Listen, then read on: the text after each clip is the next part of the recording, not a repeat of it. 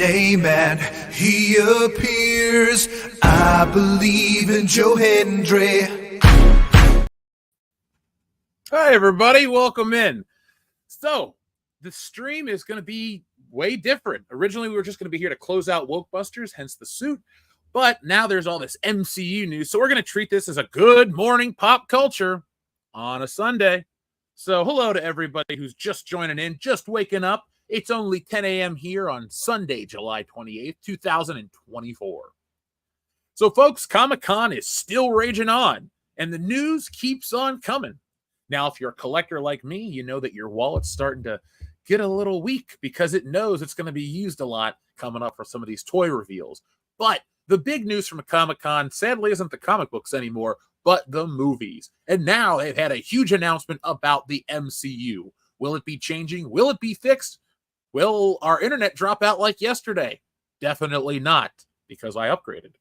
So, folks, if you tried to join in yesterday on the show, it was not working. For some reason, we had issues here. There was an outage somewhere close by, so I went and called to complain about it. They offered me, it was great salesmanship on their part. They offered me a discounted rate on a gig connection, so now we're here. We have a gig.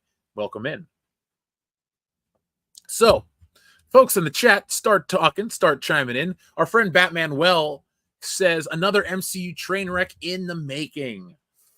Well, I guess I knew how you feel already. But folks in the chat, we're going to be talking about that and a whole lot more. While we wait for some numbers to roll in, because it's very, very slow this morning, let's start talking about some other titles or some other news from San Diego Comic-Con before we move forward. But the biggest news of this stream is the fact that Wokebusters has passed its well past its $12,000 goal. Excuse me, I'm excited. And now we're going to try to shoot for maybe 13 in the last 2 hours. Maybe. Let's see if we can make that happen. So, folks, here we are. I'm going to share this before we start talking about the Fantastic Four and its new title. But see, Wokebusters is right here. We're very close. We're just, we're over our goal, but we're $747 away from hitting that next milestone. Can that happen? Yes, it can. Anything can happen, folks. Last week has been incredible, and it keeps getting better. So, to everybody who joined me yesterday on the toy video, welcome back into the channel. And to everybody who joined us on yesterday's stream, welcome back in as well. Now, the first thing we're going to talk about, because like I said, I'm going to make you wait till a few more people roll in. We got the Fantastic Four, the new title. The Fantastic Four First Steps. So the Marvel news won't stop coming from San Diego Comic-Con, with the Fantastic Four being revealed as First Steps. Let's see. It suggests they're going to be with the MCU for a long time. Great. It's being described during the panel as set in the retro future version of the 1960s. Test footage featuring Ralph Ineson's Galactus was also shown, along with footage of Reed Richards teaching in a TV show, a flying car, and a silhouette of the Thing on a vintage-style dating show. And the Fantastic Foursome preparing for a space mission. The majority of the clips shown in a 4x3 aspect ratio, too, giving it a very retro vibe. Though when the squad spaceship took flight, the ratio expanded to normal widescreen. So this is the first part of Phase 6, they say, expecting to bring Pedro Pascal as Reed Richards, Vanessa Kirby as Sue Storm, Ebon Moss-Barack as The Thing, and Joseph Quinn as Johnny Storm. So let's put this logo up here for a second. The retro future part is interesting. I hope that's not all they're selling this movie on, is retro futuristic. I'm looking forward to a Fantastic Four film that is pretty good. I mean, let's take it back to 1994. That is the best Fantastic Four film there is.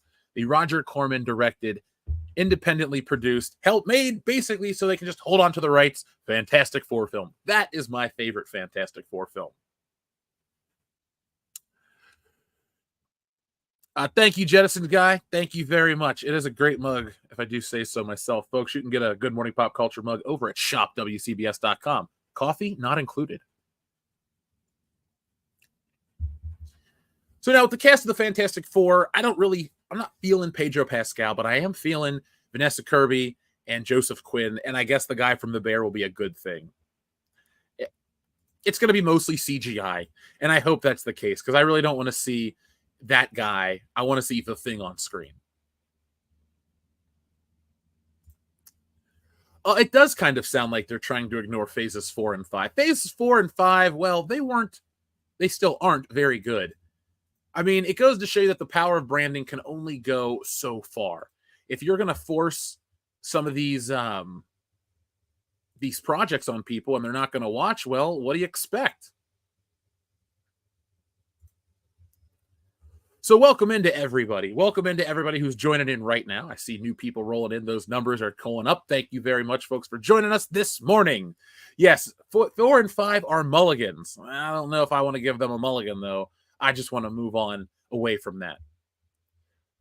So also, too, since we're talking about the MCU, we'll break this down. We're going to have a Comic-Con show today to celebrate Wokebusters. You know, the comic book has passed its goal, and now we're celebrating Comic-Con as we move the channel up further.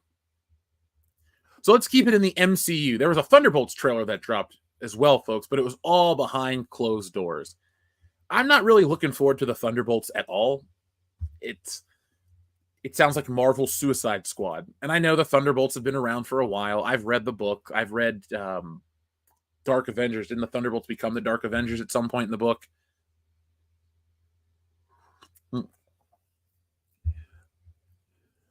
Reading the chat right now. I'm looking HD tonight. Yes, I upgraded the internet here to a gig connection, so we should have no more interruptions ever. We're treating this shit like the world-class show that we are, okay? Top of the line for everything. Had to bust out the suit today, too. But this is more of a celebration. Since I can't make it out to breakfast afterwards because, you know, breakfast is over by the end of this show, this is my celebration for Wokebusters. Hanging out, drinking coffee, talking about movies. I'm having a good day. I agree that the Thunderbolts would be a much better television show than movie, but, you know.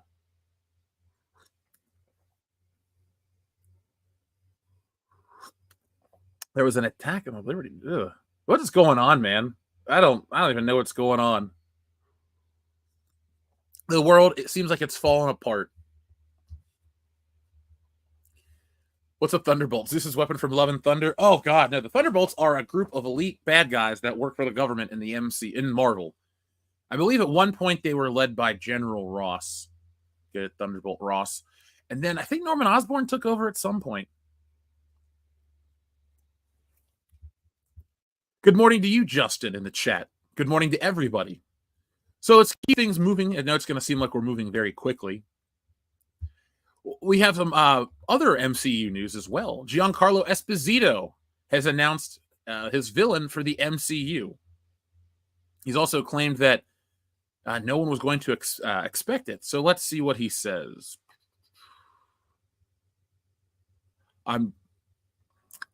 He is the king of the Serpent Society. He's Seth Vokler, Sidewinder.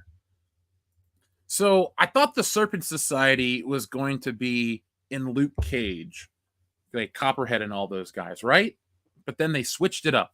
I don't get what's going on, but you know, it is okay. Yeah, it is Marvel Suicide Squad. Welcome into everybody, folks. Hit that thumbs up button to let this platform know that you enjoy this YouTube stream. Another Gustavo Fring. Are you guys tired of Giancarlo Esposito? Does he play the same character in everything? Is Moff Gideon just breaking bad, if you will? I'd say so. That doesn't mean he's a bad actor, but he's cast to play a certain type of role, and it is the same. I'd like to see Giancarlo Esposito in a horror movie. That would be a lot of fun. So the new Captain America, we've seen the trailer a couple times. We've talked about it a couple times. It looks like a movie. Again, I know a lot of people are very underwhelmed with all of this news, and well, rightly so, because the last couple of years have been fairly bad. And it goes to show you when all these movies underperform that it's not just angry trolls on the internet. It is actual people that are pissed off about this stuff. And I do have a question for you guys after this news right here. So this is what everybody wants to talk about. Robert Downey Jr. is back in the MCU. So back in 2019, we watched Iron Man die. He bit the big one. And now we're seeing the actor Robert Downey Jr. come back. Is he Iron Man? No, this time he's Dr. Doom. So I'm guessing we have to go through this multiverse BS to get him to play Doctor Doom.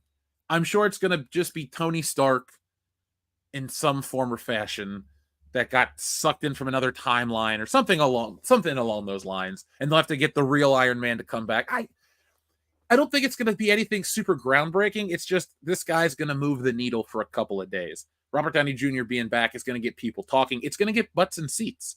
He is that big of a draw. He's the biggest draw in that franchise.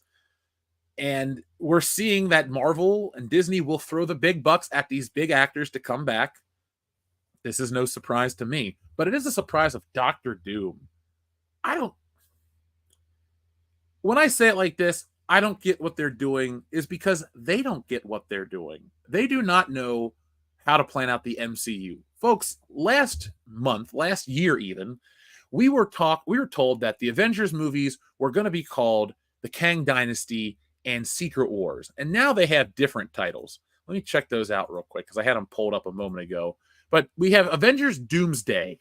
That'll be dropping next year. And that's going to be the one that features Doctor Doom, obviously. And it's, when these Marvel movies don't really have an idea of what they're having to do with their franchise, it comes off that way. Just like when all my show notes aren't sitting here in front of me. But we have Avengers Doomsday in May of 2026 and Avengers Secret Wars in May of 2027. Another back-to-back Marvel Avengers block. Yeah, more Avengers. Well, it is nice that he's not going to be the villain of the Fantastic Four. My guess is it's going to be some kind of, like I said, alternate Tony Stark who gets in control of some Kang shit, loses his power, or loses his mind, goes crazy, power craze, and becomes Doctor Doom. No, there is no setup for this. Whatever's going to happen between Captain America and this movie is the setup. The reshoots that they've talked about are going to be this. There's going to be reshoots, or there were reshoots galore. These movies cost so much money to make beyond what seems normal for huge, big budgeted films. You go back to the first Avengers, what is that, $220 million? Now we're talking $1 billion to produce the last two Avengers movies together. If that's more than the thought that they put into this, well, then they are truly doomed, and that's no pun intended. Somehow, Doctor Doom appears. That's going to be their angle, friends. It's going to be that. Oh, hey, when he looks kind of familiar, doesn't he? No, it's just Doctor Doom, and they're looking at the camera. He's here. That's him. Get used to it. They'll pull an Iron Man too. That could be pretty funny. Yeah, I do believe he switched roles with Iron Man for a minute. I don't read a lot of modern comic books. The way I look at these movie choices are based on what they've established in the universe, because it is my belief that what's in this universe has to match up with what came before it. You can't go and say, well, this one comes from the comic book, we're just going to jump to that. It's like, it's a narrative. This is your long form narrative. You can't time travel your way out of this. This isn't Back to the Future. All you did is dump on Back to the Future with Endgame.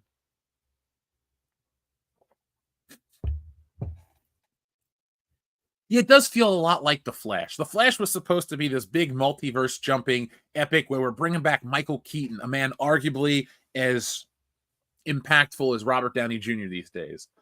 But, well, yeah, because Michael Keaton had his comeback and his Oscar nod and all that stuff with Birdman and then Spotlight. So, yeah, he's like legit. He has been for such a long time. It really isn't fair to compare those two because they're more successful than all of us.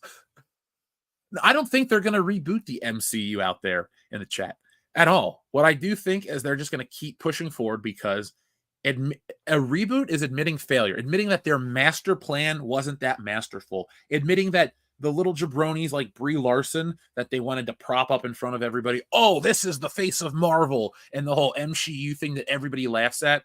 MCU is garbage. Okay, those ladies, all due respect to them as actresses, let's just put that over there. You guys weren't moving the needle. And that wasn't just your fault. That was the fault of the fact that these people think that these heroes, they have Marvel in their name. That's going to be the brand moving forward. We want to represent this with our... No, that isn't how this shit works. Excuse me. I'm trying to pull it back a little bit. This is Good Morning Pop Culture on a Sunday. I assume most of you are not at work. Not enough bass in Robert Downey Jr.'s voice to be Doctor Doom. I agree. I don't want Robert Downey Jr. to play Doctor Doom. I like Robert Downey Jr. He's one of my favorite working actors. I like Doctor Doom. I love Iron Man. I just had that on last night, actually. I don't like this at all. This is one of those situations where it feels so hollow. The MCU is very much the parody that people would portray it as in the media. This lifeless juggernaut of a franchise that people just like, they keep putting money into. Basically, it's The Boys.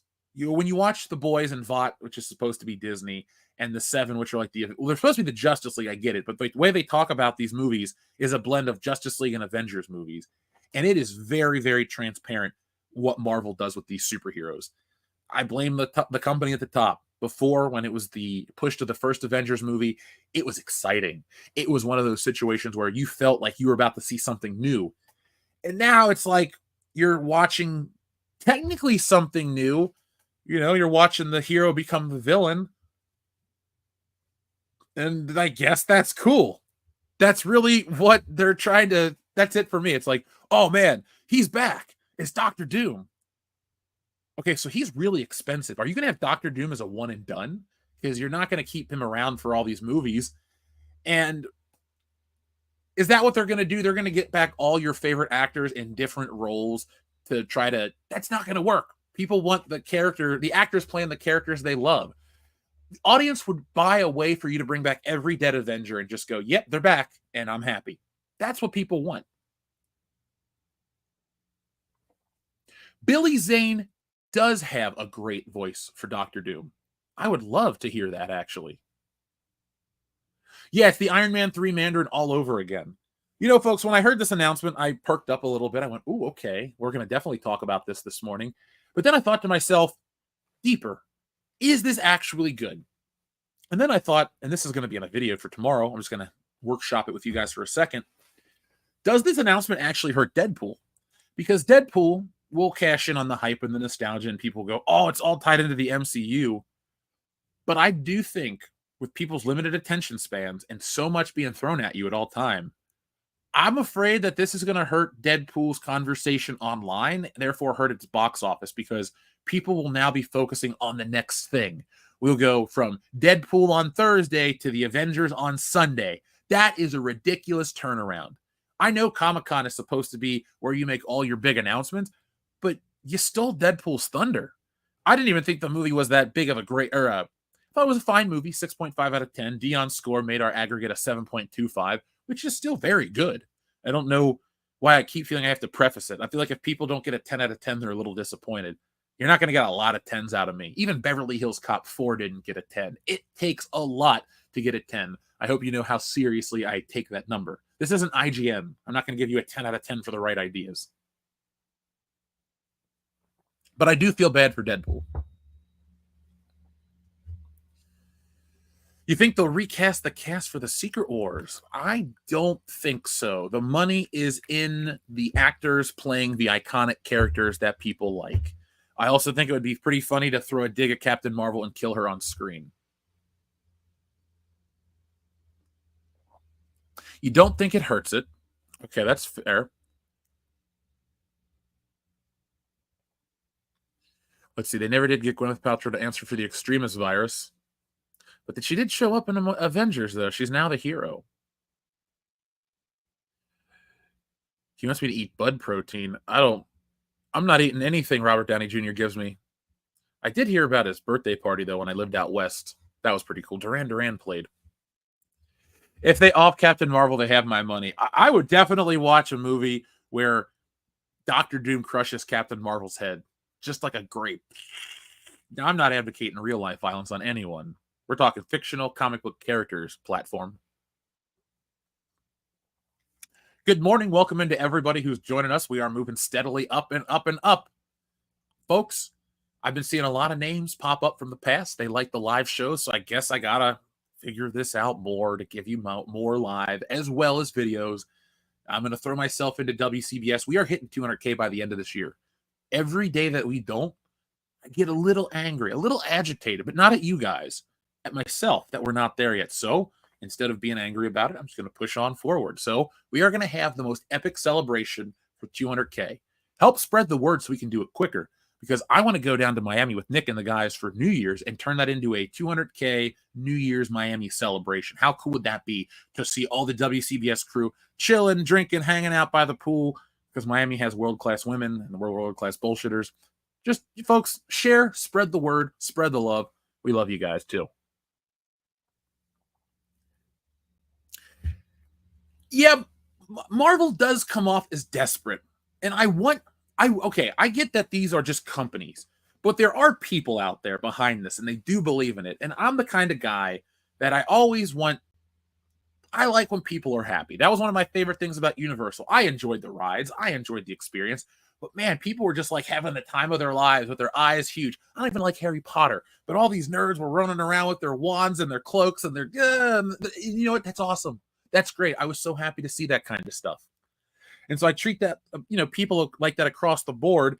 And then so I also kind of have this weird cognitive dissonance where I go like, this all sucks and I just want it to go away. And I think, should I feel guilty? Somebody is trying. And I go, yeah, but that doesn't really affect me. That's not how this is supposed to operate. I'm a customer. They treat me like crap, first off. They don't do what they're supposed to do. They don't treat us right. We're always blamed for these things. So I'm going in with a different attitude these days. Much more like you find people out there.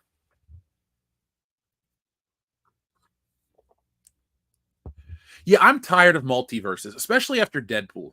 Actually, I'm really tired of multiverses after Spider-Man last year. That was the one that killed it for me, because it doesn't feel like a story element anymore. It feels like the story is just seeing all the characters on screen. That is cool, but it has to be followed by a story of some degree. The first Avengers wasn't winning Oscars for its screenwriting, but at least it had a good story. I was invested. It was the culmination of Thor and the appearance of the not the Annihilator, whatever the machine is, not the Homewrecker, whatever it is, you know what I'm talking about. The Destroyer, that's its name. It's about the Destroyer and how Earth responds to that. It's about the Tesseract from Captain America, Iron Man not being good enough, and all the other stuff that tied in from the Hulk. I was involved with this movie. I thought that movie was awesome back in the day. And I watched the end of it last night to test out my new internet connection, and I loved it, at least the climax as well. We all love a good climax. But those days are far, far behind us, to the point where it feels like a distant memory. It's been 84 years since it felt exciting to be a Marvel fan. Dude, the Homewrecker is an omelet around here. I've never had it because I don't want to eat like a mushroom sauce on an omelet, but it seems gnarly. It has tons of stuff. Yeah, you can't show his face and be Doctor Doom at the same time. I want to be so positive, guys. I don't want to come off as a misanthropic old man who's not old. I don't want to sound like a bitter guy, but man, this is hard for me to get pumped over, and I'm trying. I'm like, I love Robert Downey Jr. I know he's not the lead of Oppenheimer, but I was really excited to see him in that role. Tropic Thunder. We can go back to Weird Science and shit from the 80s. Less Than Zero. Great movie. Love this actor. And his comeback story, that's as good as any one of his movies. The fact that he's on top of the world after being a punchline for a decade, I respect him. My God, can I not go, holy shit, this is great. This is honesty coming right at you. Marvel should just have him be Iron Man. Like, undo. You're a comic book based company. We will buy into any jump in logic if it makes a good story. It's like, how did he come back from the dead? Well, the essence of his soul was actually trapped in the space stone, so when they got his body healed, it was the same guy. I don't give a shit. Like, just give me a way to bring back Iron Man. I'm okay with it. But it undoes his sacrifice. You've undone your universe. Nobody cares anymore. So if you're just like, hey, guys, the Avengers are back. We'll tell you how in the next movie. And you watch it, and you're like waiting for that next one, and then they're like, oh yeah, a rip in space-time brought all these other Avengers back, and they're all friends like Landfill number 2. Okay, I'll take it. I just want what's on screen to be good. I think you're trying to reverse engineer yourself out of money, Disney. Now, good morning to you, Phil. Good morning, pop culture. Yeah, I'm not a fan of the multiverse stuff because it is a giant cop out. Nothing is relevant. Nothing matters. You can write your way out of any narrative structure. Oh man, Aunt May died. That's okay. You've been watching Aunt May on Earth 4825. What? Oh yeah, it's the same as the MCU, but in this universe, Bruce Campbell's the president. All right, show me more of that universe. I don't really need to see Aunt May around anymore. That's kind of where I'm like living. I want more Spider-Man because he's a personal favorite. I'd like to see more Punisher done the right way. I'd like to see Daredevil on the big screen. I don't want to see too much mystical, magical crap. I'm burned out on any kind of psychic and magic because of Wanda. There was so much of her. Just let me have some hardcore action. Well, not that kind of hardcore action. That's not what I want with Marvel. I misspoke. Let's see. Tony Stark is not biologically a Stark. He is an alternate. That could be Doom. That's what it's going to be. It's going to be an alternate reality man who looks just like Tony Stark. Maybe he comes from the dystopia where Howard Stark was a weapon. Well, he is a weapons manufacturer, but like for the other side of the war. Yeah. And so he's closer to Eastern Europe.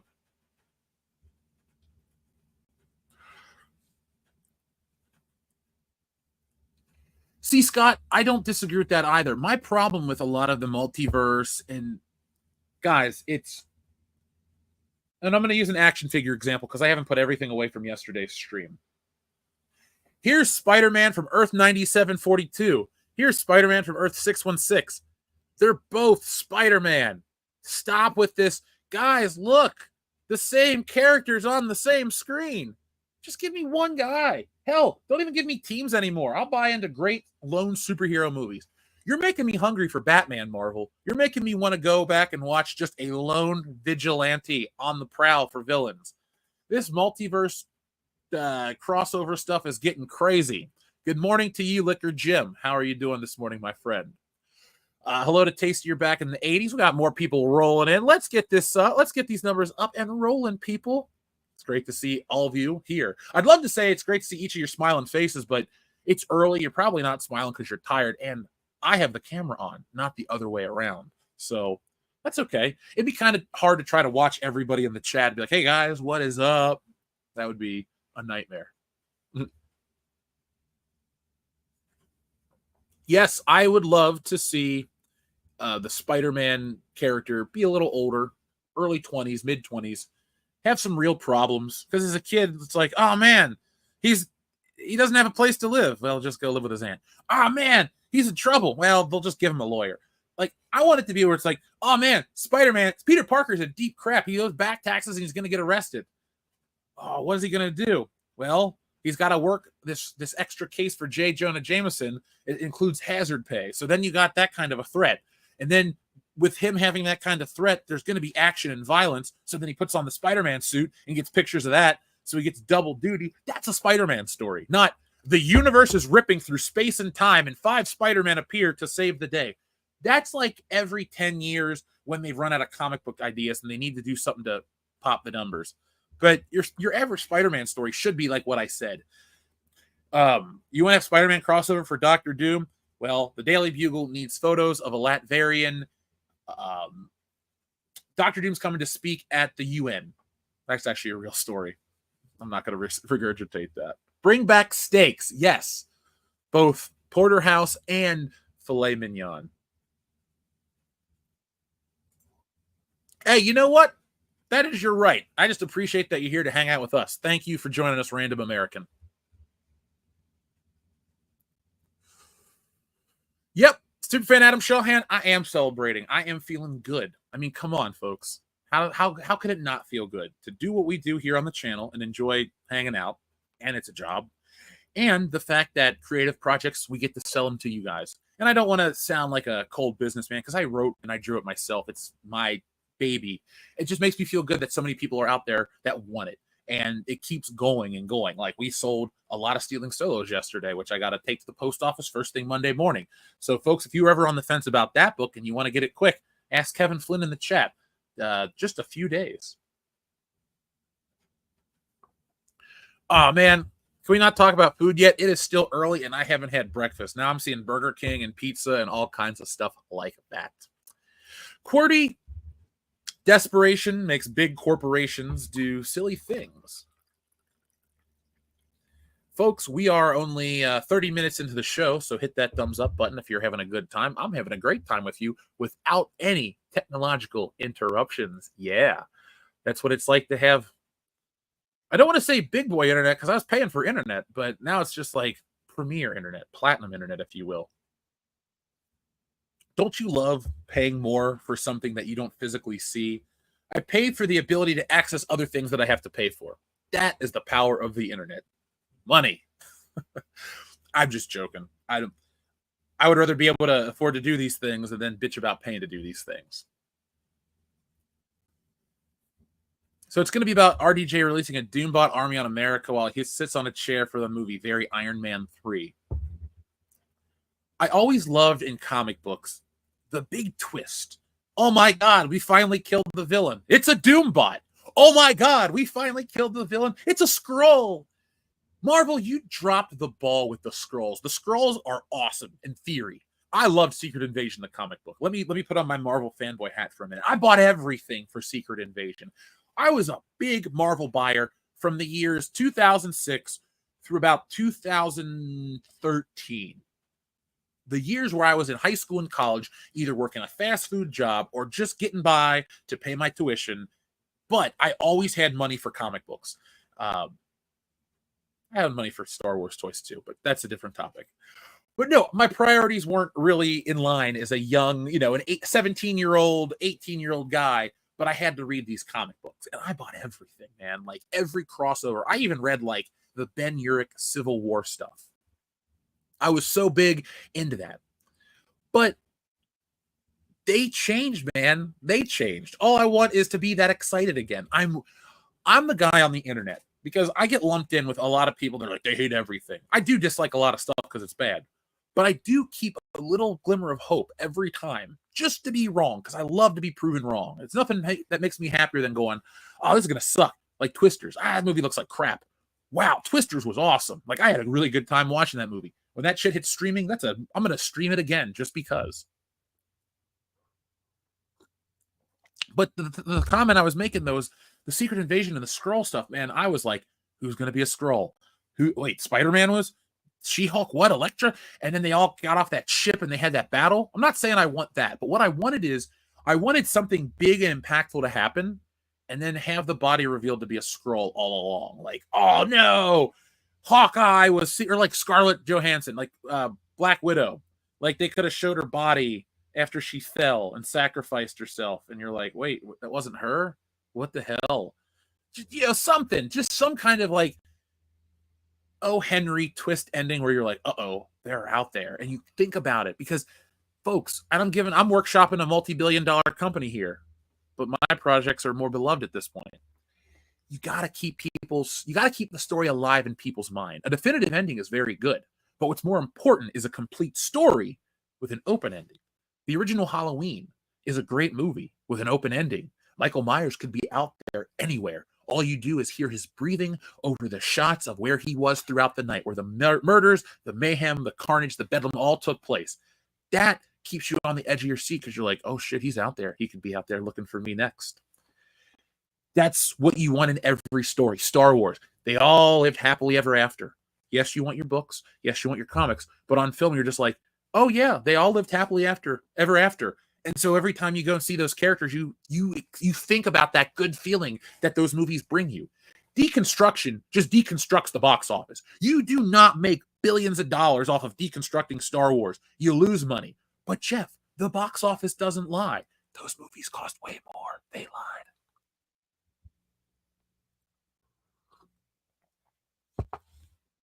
Good morning to you, Adam Wofford. Good morning to you.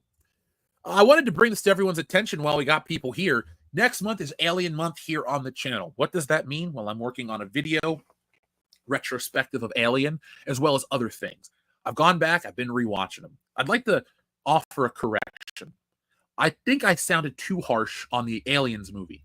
Alien and Aliens are like Star Wars and The Empire Strikes Back. I look at them as like a 10 out of 10. They're both great, but I do have a preference. I rewatched Aliens last night, and while my preference for the original Aliens stays, my love of of Aliens just continues to grow. I watched the director's cut last night, and it's a great movie. You all know this. I'm not really telling you anything new, but it's very cool to see James Cameron's early influences from anime. Like, you can't look at Alien and go, this is inspired by anime. Like, Cameron had his finger on the pulse. Some of that techno stuff and some of the design work, yes, you get that from Giger with the Alien Xenomorph, but you get a much different feel from Aliens, and I like that kind of sci-fi, that future. Oh, you're on a 12-hour shift, man. Well, good luck, my friend. Hopefully the hour and change that we have left on this show will help make your day easier. Now, let's see what other people are saying in the chat. I'm always watching the director's cut when I'm watching Aliens. Yeah, I don't own Aliens. I own Alien on 4K because I got it real cheap, to be perfectly honest. That's my secret. It's like, Jeff, why do you own certain movies? Because they were like $10, and you can't pass up a $10. I can't personally pass up a 4K movie for $10 if the movie's either pretty good or like, how do I not own this classic? Like, I got Scarface and Psycho for $10 each. It was one of those 3 for $30 deals. I was like, I have to own these movies now. But I have access to a Plex server, and that's where Aliens is. And I was like, oh, which cut am I getting? And I didn't realize that I had the director's cut on. I thought we were going to get the original cut. And then I'm like, wait a second. I'm pretty sure the hallway scene is in the director's cut, the sentry guns. I do wish the sentry guns were edited a little different, where you would see more of the aliens coming in, because there's so much of like them just in the room watching the screen go down, but that's supposed to build the tension, and I like it. But I would like to see more of a threat, like they're coming, and then it would show the door and there's none, and then they look up and they're there. I know, I'm workshopping James Cameron. I apologize. Hail to you, Jason Evangelista. Good morning, my friend. Now, somebody in the chat earlier had mentioned the new Superman, since we're all Comic-Con stuff. Will there be another Superman reboot after this one? It depends on how bad this one is versus how bad it performs. If this is a great movie that just doesn't hit, that's a different story then. This is a piece of crap. And I think we always need to keep that open when we talk about box office. To talk about a movie underperforming at the box office, like The Flash is a bad movie that underperformed.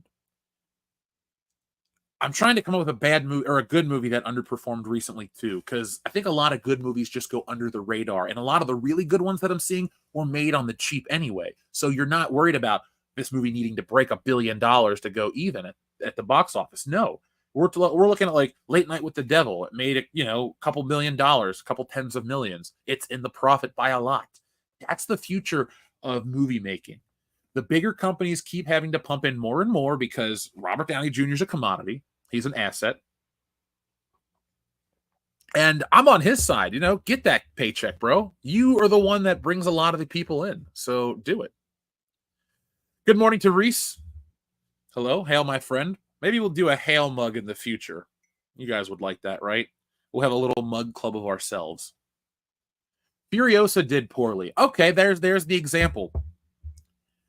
I had no way had any interest in Furiosa. It's not I don't like female action movies. It's I don't like franchise movies if they don't feature the main character. Mad Max without Mad Max, no thank you. Spider-Man without Spider-Man, that's Morbius, no thank you. Venom is slightly different because Venom is popular enough that he's had his own series for decades, so I don't think of it as like, where's Spidey? But I do think you have to have Spider-Man in an origin story to tell Venom properly.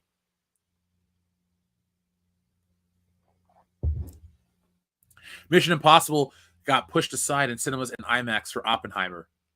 I forgot about that. I liked Dead Reckoning quite a bit. That was like, before Oppenheimer, that was my movie of the summer. We had it pretty decent last year.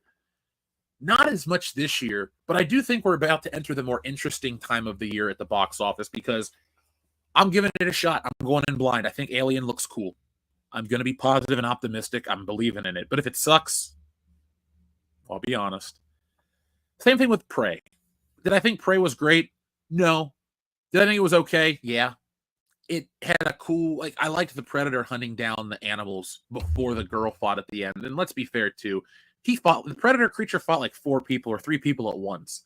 So you shouldn't really put the Predator to fight ancient Native Americans, because it's kind of like, it's just the same movie with just older technology. The first one's the best. I'm sorry, I don't want to go on a damn tangent. But it is a shame about Dead Reckoning, because I too am digging the last couple Mission Impossibles. Outside of 2 and 3, I like all the Mission Impossibles. 1 is a nostalgic favorite, but 4 is awesome. 7 was awesome. Because Dead Reckoning is 8, right? Or is Dead Reckoning 7 and the other one was 6?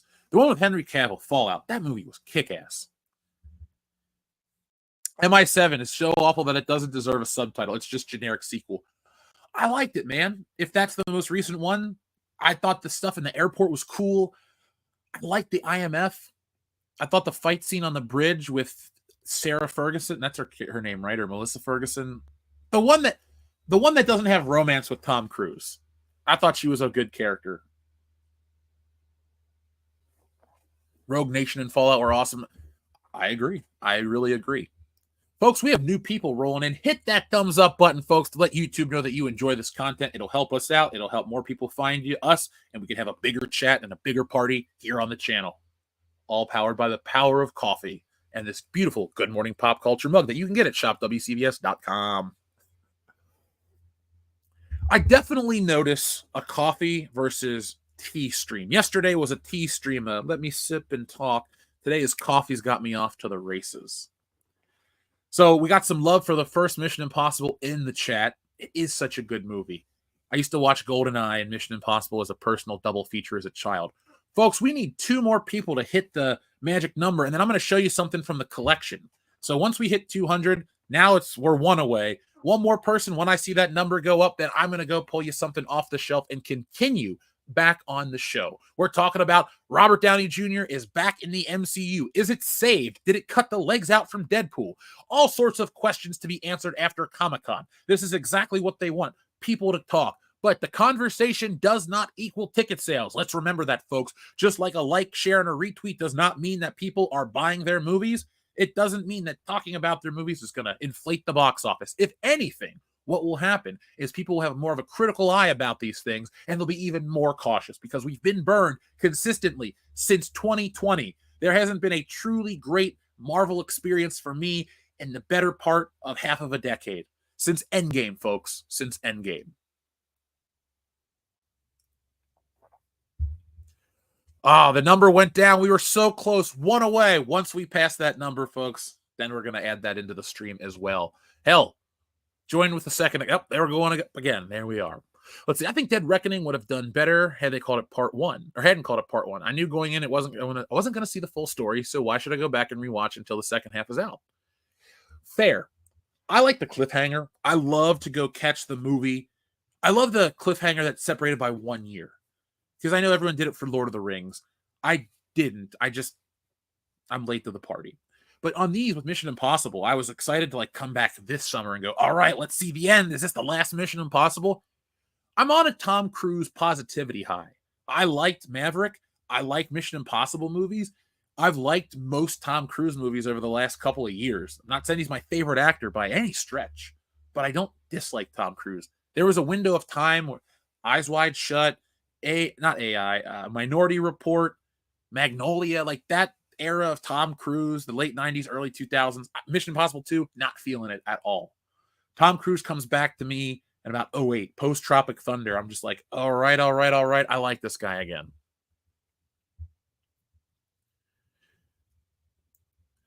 Yeah, good morning wherever the hell you are with the pop culture. Good morning with all culture, I guess. I know I'm not watching the Olympics, so there's some culture that is just away from me. Anytime I see Carrie Russell die in something, it's kind of rough. Or that movie Dark Skies, where she gets possessed by the alien creature and beats her head against the glass sliding door. I just think, oh no, not Felicity. It is what it is. Minority Report has aged superbly. I got to go back and give that a shot. That's a Philip K. Dick novel, right?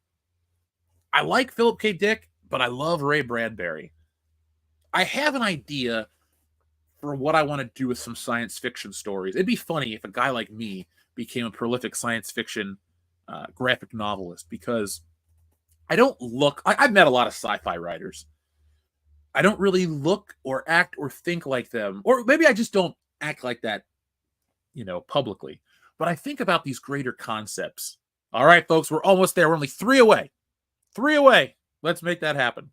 But I'm always thinking about these greater concepts and how to tell them in a vehicle or a vessel that's a lot like me, more direct, a little gritty, and slightly esoteric, even though it doesn't look like it should be esoteric. 2 away, friends.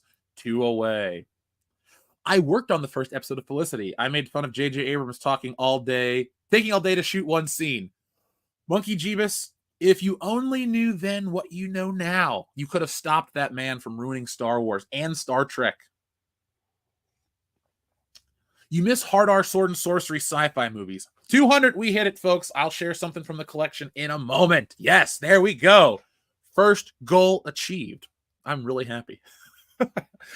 Maybe it's the coffee. Maybe it's the news. Maybe it's hanging out with you guys. I don't know. Maybe it's Wokebusters. Come on, guys. Yesterday we were like, will it hit? Last week it's, come on, will it pass its goal? Now it's, can it hit 13 grand? Like, yes, it could.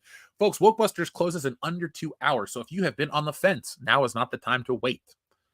Good morning to you, Keely Chow, my friend. So the Donuts Forever says the new Alien looks like a rehash of the first. But it's a group of thieves. The concept is different enough. I get it that the formula is a little samey, and I got to see it to judge, but I'm going to review it for the channel. So it's a little different than going out to see and support a movie. Now, folks out there in the chat, let's play our game. What do you want to see from the collection? Since this is a Marvel stream, do you want press 1 for Marvel, press 2 for other, and press 1 for Marvel, 2 for other, 3 for Jeff's choice. And other counts as Back to the Future, Beetlejuice, Ghostbusters, Dragon Ball Z. It's just something like that. So we hit that number. Let's get there. And we got, let's see, 2 for other, 1 for Marvel. All right, let's keep those numbers rolling in. 2 for 2. All right, 2 for 1. 2 for 3. You guys you're not making this easy to pick one because they're all tied up. So I guess the next vote will decide. You want to see where the new Spidey ended up. Jettison guy, I too want to see where Tom Holland's Spider-Man ended up. For the first time ever, a third Spider-Man movie ends in a way that I'm excited for. I want to see more. All right, it looks like you guys want to see some Marvel stuff. Marvel has won. So keep on talking. Hold on, let me share the screen. I didn't mean to unshare the screen. What I wanted to do, we'll continue that. I wanted to turn off the cam while I walk away for a minute. Clone Geek, we'll talk about all sorts of Comic-Con stuff in just a moment. Let's keep it going, folks. I will be walking away for a moment, but I'm right here. I have not left the stream, nor will I leave the stream. Okay, you guys wanted to see something from Marvel. Let's pull out some Marvel stuff. Okay. We'll get you... What's this? That. Here we go. That's Marvel related. I'm going to give you guys a couple Marvel related things. Pulling from the shelf. What will I find? Pulling from the shelf. In time. All right. All right, guys, let's keep it rolling. I will be back in about 25 seconds. I'm sharing some random crap from my shelf. We also, what else do I have to share? That's not Marvel. No, that is not Marvel. But this is still cool, but I'm sticking with Marvel. All right, here we go. That's different. I've never shown that on the air. And let's see, what else do I have? Nope, not Marvel. Not Marvel. Marvel adjacent, but that's not Marvel either. We'll check out, no. No. Oh, it's stuck to the wall. Shit. All right, folks. We'll start with this for now, so it's not just a dead air stream for the people that are like, where'd he go? But I got something cool to show you from the shelf. There we go. I'm back. Let's keep that there. That'll work for a minute. So since people seem to like Star Wars, this is an Art of Star Wars and Marvel book. So let me open this up and show you guys. This is kind of how I like to treat myself as an artist because, man, I want a house and other things first, but I would love to get my hands on some original art down the road. But until then, this is awesome. So, guys, this is a 1-to-1 scale, what the art pages were for the Star Wars comic book from Marvel. As you can see here, hold on. I feel like I'm in grade school. Remember when they used to do story time in grade school and they'd read it and then they'd show you the artwork? But this is awesome because check this stuff out. So you get like the cover, you get the what is this? Is Carmine? No, this is Howard Chaykin. He did the first couple books. So yeah, it's all Star Wars, and it's some of the scenes that aren't in the movie too. That's 1-to-1 for the movie. But the book, they'll go to Tashi. They'll talk about Tashi Station differently. They'll show Jabba the Hutt. There's all kinds of stuff in here, and you even get some colored pages. Excuse me, African American pages. And it just goes to show you how different Star Wars looked in its early run. I love stuff made from the first era of the movie because it's how the world interprets something new. Before Star Wars has its own place, this is how Star Wars kind of fits in the world back then, its first appearance, if you will. And it's cool. I love this comic book. It is not my favorite Star Wars comic book, but I love it. It's still fun to read. I mean, the Falcon doesn't have any design or any detail under the design because they didn't really know what they had on their hands. But even later on in the book, you get cool stuff like this with old Han Solo. So check that out. Yes, it is story time with Jeff. Let's see. You guys know this. You found her, eh? Well, we can't go back that way. No, we certainly can't. It looks like you've managed to cut off our only escape route. See, now the lines are slightly different because in my mind, I'm starting to quote the movie. Maybe you like it back in your cell, Your Highness. And then, ba-ding! Yeah, so that is the Star Wars story time with Jeff. And yeah, there's the Princess Leia in the back. Love the old ink style. That is what I draw with my stuff. That is what inspires me. And then if you're not a book collector, here's Mystique from X-Men Legends.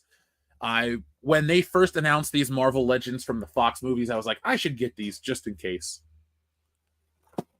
Phil, it doesn't sound like a bad idea. Text me what time they stop serving. Yeah, folks, I just made breakfast plans. Now we're here until we close out Wokebusters at 12 p.m. Eastern Standard Time. A long time ago on Good Morning Pop Culture. Friends, you always wonder, like, what is Jeff passionate about? What does he love? I love to get lost in books like that, or books in general. That's why it's fun to create my own stuff, because I'm not a bookish guy, People in the chat can vouch for me. We'll go out, we'll eat, we'll drink, we'll laugh, we'll be merry. I'm like that all the time. But I do like the quieter time to sit and study this stuff and to make my own stuff. This is a Rebecca Romaine Stamos Mystique because I have a hard no Jennifer Lawrence policy in my home. I'm just putting that out there. Jeff loves Old Country Buffet. Bro, I haven't been to an Old Country Buffet in like decades. And here was one last thing to show you guys. This is a rarity that you won't see on many other channels. And it's not even that it's like that rare of a toy in terms of value. It's just nobody really bought this. It's this Spider-Man figure from Spider-Man 3. You know why people don't really have this? Because this was sold as a room alarm. So I went to WrestleMania in Detroit and I saw this figure because the movie hadn't come out yet. And I was like, that is awesome. And I looked at it at a KB Toys and they had it on display. And I looked at it closely and I thought, wait a second, you can unscrew this figure from this base. And so I bought this room guard. I unscrewed the figure right away. And I just kind of let this figure stand there. I don't really play with these things, ever have. But somehow his paint got a little scratched on his eyes. Maybe I need to get somebody to pep him up a bit. Or freshen him up, I should say. But yeah, folks, this is a room alarm. That's a fully articulated figure, and the fingers move. So there we go. That's super tiny. You can't really see it. I just wanted to share something cool. But Jeff, Jennifer Lawrence is the first woman to headline a big blockbuster action movie. She's the first woman to be in an action film, the only woman to be in an action film. She's the only woman that matters throughout history. So, folks, I am going to get a quick refill. I will be back in under a minute. Here is a button that I know you'll all enjoy, and it's not about Wokebusters right now. I want to thank everybody. You guys made Wokebusters a big hit, and I feel like the luckiest guy on the planet. So I'll be back in about a minute, and folks, enjoy this while you wait. Rick and Scott Steiner, let me welcome you back. Oh, Team 3D, you guys are out of your mind. Coming to Atlanta, Georgia, the place that the Steiner brothers got their start in professional wrestling. You guys are out of your mind, making it a table match, because tonight we're going to beat you at your own game. And after it's all said and done, you're going to be taking splinters out of your fat asses all night long, because you got some fat asses. The only chance you have no chance, but you had a chance, is that you can run lickety-split. Because you can't run because you got some fat asses. And after it's done, we're going to have a tailgate party for all my freaks out there in Atlanta, Georgia. You wanted some, you got some. This is the big time, boys. You come down that aisle, the Steiner brothers has got something for you. Ooh, it's a dog pound. Ooh.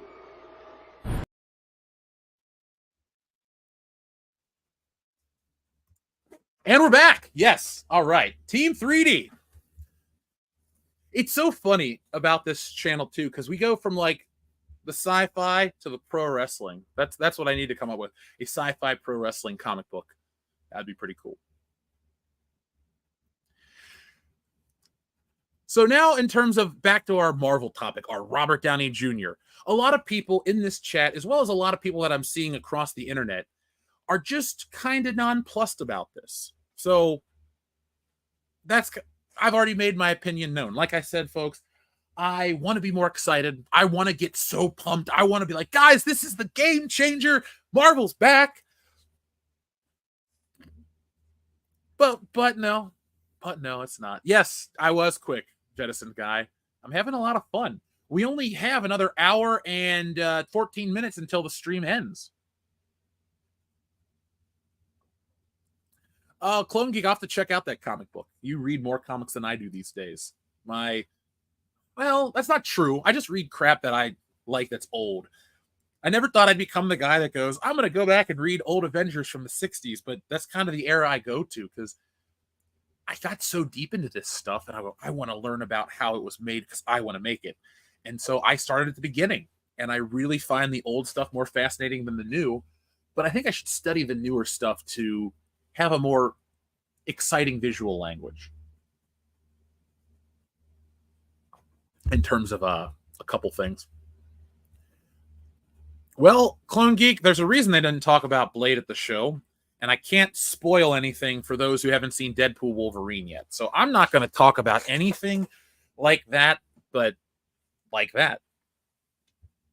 Yeah, just Joe, there's so many game changers in AEW, I don't even know if I'm watching pro wrestling anymore. The only game that I want to change is Fight Forever, meaning change it as in take it off my console because it was terrible. But 2K24, if I was going to recommend a video game for this year, folks, it would be Hi-Fi Rush because that game's great. But 2K24 is another personal favorite of mine. You know, I gotta watch this show, man. I gotta check out your Rama One Half. So let's see. Why give any goodwill to Disney at this point? After all they have done and the bad movies they have made, let them fail because that list hasn't been shown yet in full. If you are angry at Disney, more power to you. All I care about is that you're here to hang out with us. That's what the important part is for me. But your opinions are important to me as well. So tell me what you think about this all the time. Now, you're tired of Robert Downey Jr. I love Robert Downey Jr., but as Tony Stark, as other roles. And Robert Downey Jr. was always on my radar, even as a kid, because I love weird science. The thing with him coming back, though, is it's another guy. He's playing another character, and all it is going to be timeliney, wibbly-wobbly garbage. I don't want to watch that. I just want to see Tony Stark, because he's great. He chews up the scenery. He tells a great story. Like, when he looks like he's about to die in some of these movies, I'm like, oh, okay. Or when he actually does die. I don't want to sound like I want to watch people die, but Robert Downey Jr. does it so convincingly and so well. Donut Lord, I don't think they know what to do, and maybe there's a contract thing with Iron Man. Maybe he needs so much to play Iron Man, but he's willing to take less to play a different role. I don't think that's how that works. So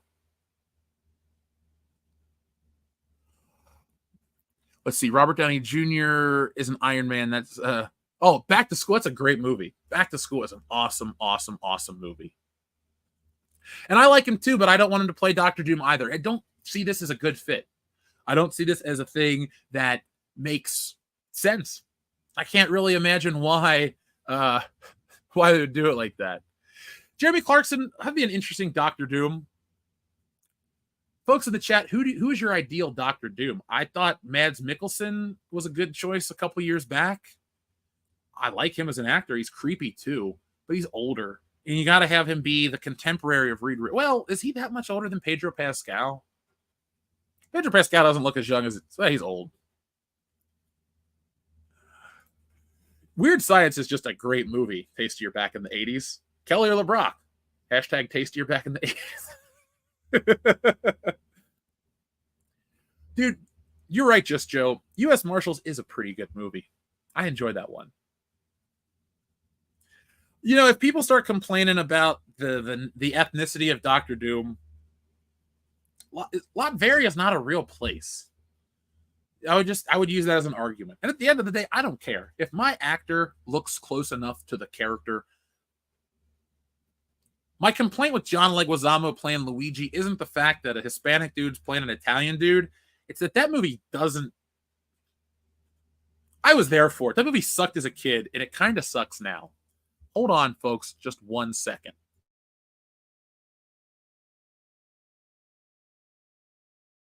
This is like that scene in The Matrix. Now, you could take the fucking red pill, right? Spend the rest of your life jacking off, crying into your chai tea, green latte, what the fuck. Or you could take the blue pill. Or was it the red pill? Anyway, take the other pill and quit being a cunt. Which pill do you want me to take? Just quit being a cunt, that's what I'm saying. Perfect timing. I love those buttons. Sometimes they just help fill in the dead air. I'll do it like that from now on instead of going, ooh, Nicolas Cage as Dr. Doom. Sign me up for that one for all the wrong reasons. Danny DeVito as Dr. Doom. Sign me up for all the wrong reasons. Johnny Depp as Dr. Doom. I would watch it. I don't have any anger towards Johnny Depp. I don't know if Johnny Depp has energy, but it's like not Dr. Doom maniacal energy. He's just kind of like, well, I the rum gone and all that crap. I'm going to take Dr. Doom played by Nicolas Cage as everybody in the chat's recommendations. Could you imagine? Oh my God. If I was casting a superhero movie, and we're not talking like the first get-go or the first go around, but maybe the second or third film, I would have Nicolas Cage play a supervillain. I'd be like, look, I want you to play as maniacal as you can. I want you to go as batshit crazy as you can. I want you to pull from your 1960s comic book knowledge. I want you to play the most nefarious, over-the-top supervillain ever. Nicolas Cage would take that as a challenge, and I would just commit to whatever he brings. That's what I would love. Good morning to you, Edward. Welcome in. Jeff Bridges brought a Doom-esque to Iron Man 1. Terry Crews' Doom. Oh, God. I'd watch Terry Crews as something in the MCU. You know what the problem is a lot of the great casting choices that we had for these superheroes or these game characters or all these other things, the actors got older. We never capitalized on it. And so these movies will never realize their full potential because you had the perfect actors out there. And now they're too old. You can't really do much. And that kind of sucks because Terry Crews would have been a great superhero. Terry Crews, he was a great president.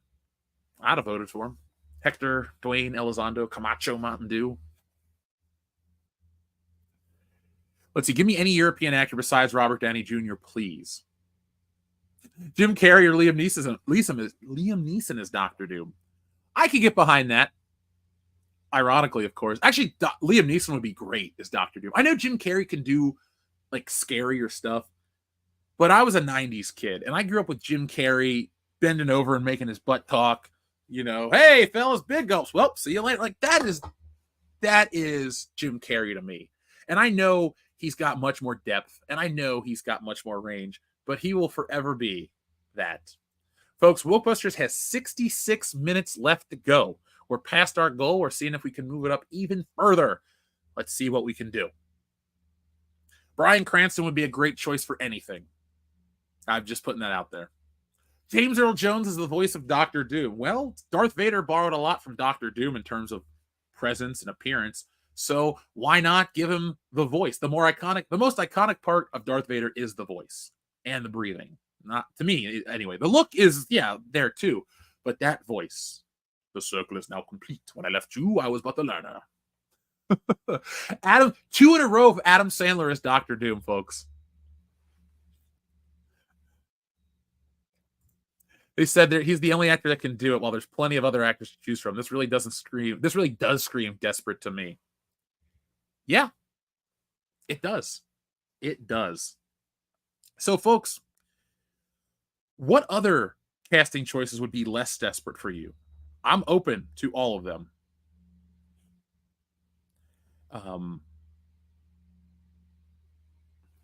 Let us see. Dwayne Johnson is Doom. You smell what Doom is cooking, and he was in a movie called Doom already. Yeah, we're really... Well, what about a guy from Doom Patrol? I mean, he's already playing a superhero. I don't know if I want to see The Rock in anything in the Marvel universe. I know he looks like a superhero. It's just not... It's not for him anymore. Don't you dare drop on me, internet, with your new gigabyte connection. Bastard internet. I need a new router too. We'll get one tomorrow. Let's cast Yoda as Palpatine. Great idea. Wait, you're telling me you don't want you're telling me you don't want to see your heroes become the villains? Come on now, guys. Where's your sense of adventure? Where's your sense of reason? You bigot? Come on now. How do you not want to see Yoda as a bad guy? I hate Disney. I hate their approach. My God. Vince McMahon as Doctor Doom. Oh, son of a bitch. I would love that one. John Hamm as Doctor Doom. Now, that's not a bad choice. Like, if he could do the accent. But I also grew up with Doctor Doom not having an accent. I grew up with Doctor Doom in the cartoon, and he sounds like Darth Vader. So I don't really have a thick accent for Doctor Doom in my head. He sounds like this with a metallic tinge to it. I would like to see Cap, Iron Man, and Thor all back together on the big screen. You're never going to hear me go, that's a terrible idea. They're not my favorite superheroes, but those actors really brought it, and I loved it. I had so much fun with that, man. Robert Downey Jr. looks like a young Robert Vaughn. I could see the Man from U.N.C.L.E. in him. It's just weird to see RDJ this old. I know he's, been around forever. But I still think of like the Tony Stark look where you don't have gray facial hair. You want Steve Rogers back? I would like that. I like him. I liked Chris Evans as Steve Rogers. He was a good casting choice. Matthew McConaughey as Dr. Doom, a Texas badass. I do think we should have a Texas badass hero, not necessarily a Texas badass villain. Maybe like Walker, Texas Ranger, but not played by a big buffoon. I gotta see what Alexander Failing looks like. I don't know what his face looks like off the top of his head, or off the top of my head. Glenn Powell to be the new Steve Rogers. He's a little short. I would watch it. I think he'd be very generic. Maybe there wouldn't be as much earnest, I don't know. He's never really had a chance to do it, though. We will never find out, sadly. That guy will be doing other roles, like any role. He'll go from being with Sydney Sweeney in a terrible comedy to wrangling Twisters to being in Flight School in Top Gun. Just Joe would also like him, though, as Captain America. Story idea. Call it Folklore Warriors. It's about a group of people going around the world, acquiring weapons and artifacts from people like Johnny Appleseed, Paul Bunyan, battle the forces of evil. That sounds pretty cool. So does Paul Bunyan, American Kaiju. What up, Dr. Meatball? Welcome in.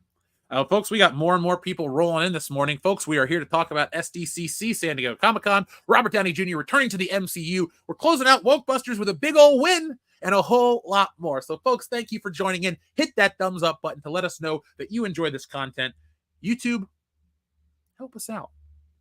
but we are all over the internet. You can follow us on Twitter. You can follow us on Facebook. You can follow us on Rumble. You can follow us on Instagram. You can follow us on TikTok, and you can follow us on YouTube. Find World Class Bullshitters or World Class BS on every platform that you follow. Make us a part of your feed. We'll feed you good entertainment every day. Is Zap Rousdower a real name? Is that really a person? Because that's just a great name if it's not. That is a film character. Oh. Zap Rousdower is the Duer antagonist of the 1990 film The Final Sacrifice, who lived in Canada and was a drifter. He was portrayed by the late Bruce J. Mitchell. Well, I'm going to have to... Wait, is this the movie where the guy... I guess that's not the movie. I'm thinking of the movie where the guy pulls out the one like pistol at the end and shoots the guy and he explodes and it goes like so-and-so turned himself into the authorities after the events. That movie is crazy. Gary Busey as the Joker. That'd have been weird. But that's the point. The Tim Curry Joker, I finally heard that stuff, and it's not as good as I thought it would be. Michael Fassbender, give him a chance. He was a good Magneto. Do you think we're pulling from a pool that's too small if we have him come in? I'm just asking you guys. I'd buy him as many other roles. He's a very good actor that can kind of do a bunch of different things. But I think his superhero time is over. Bruce Campbell would be a good Doctor Doom. He's too likable to be Doctor Doom for me. I love Bruce Campbell movies. I met Gary Busey and Jake Busey at a bar at Days of the Dead 2012. I felt cool. It was my cousin and I sitting at the edge of the bar. On this side of me was TK Carter and most of the cast of The Thing that was there. And on the other side of my cousin was Gary Busey and Jake Busey. And Gary Busey was drinking a Coca-Cola with a straw. And it was like a very surreal night because they're like telling us stories and jokes and shit from the set. And we're just acting like we know these guys. They're buying rounds. We're buying rounds. We end up home somehow from Indianapolis.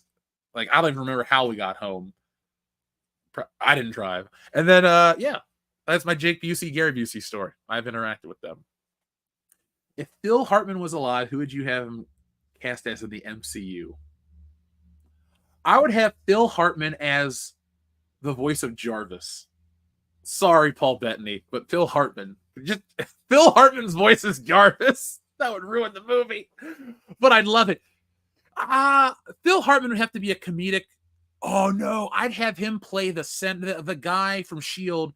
that's been infiltrated by Hydra, the bald guy with the glasses that was in a bunch of stuff. Talk about a twist you wouldn't see coming.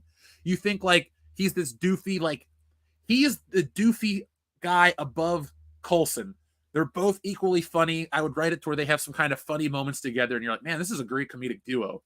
And then in the next one, he goes like angry face, and you're just like, oh man, Phil Hartman's legit. He's serious right now. Yeah, Steven says it's a dumb move. It's not like Johnny Storm and Captain America with the same actor. This is the same company doing this.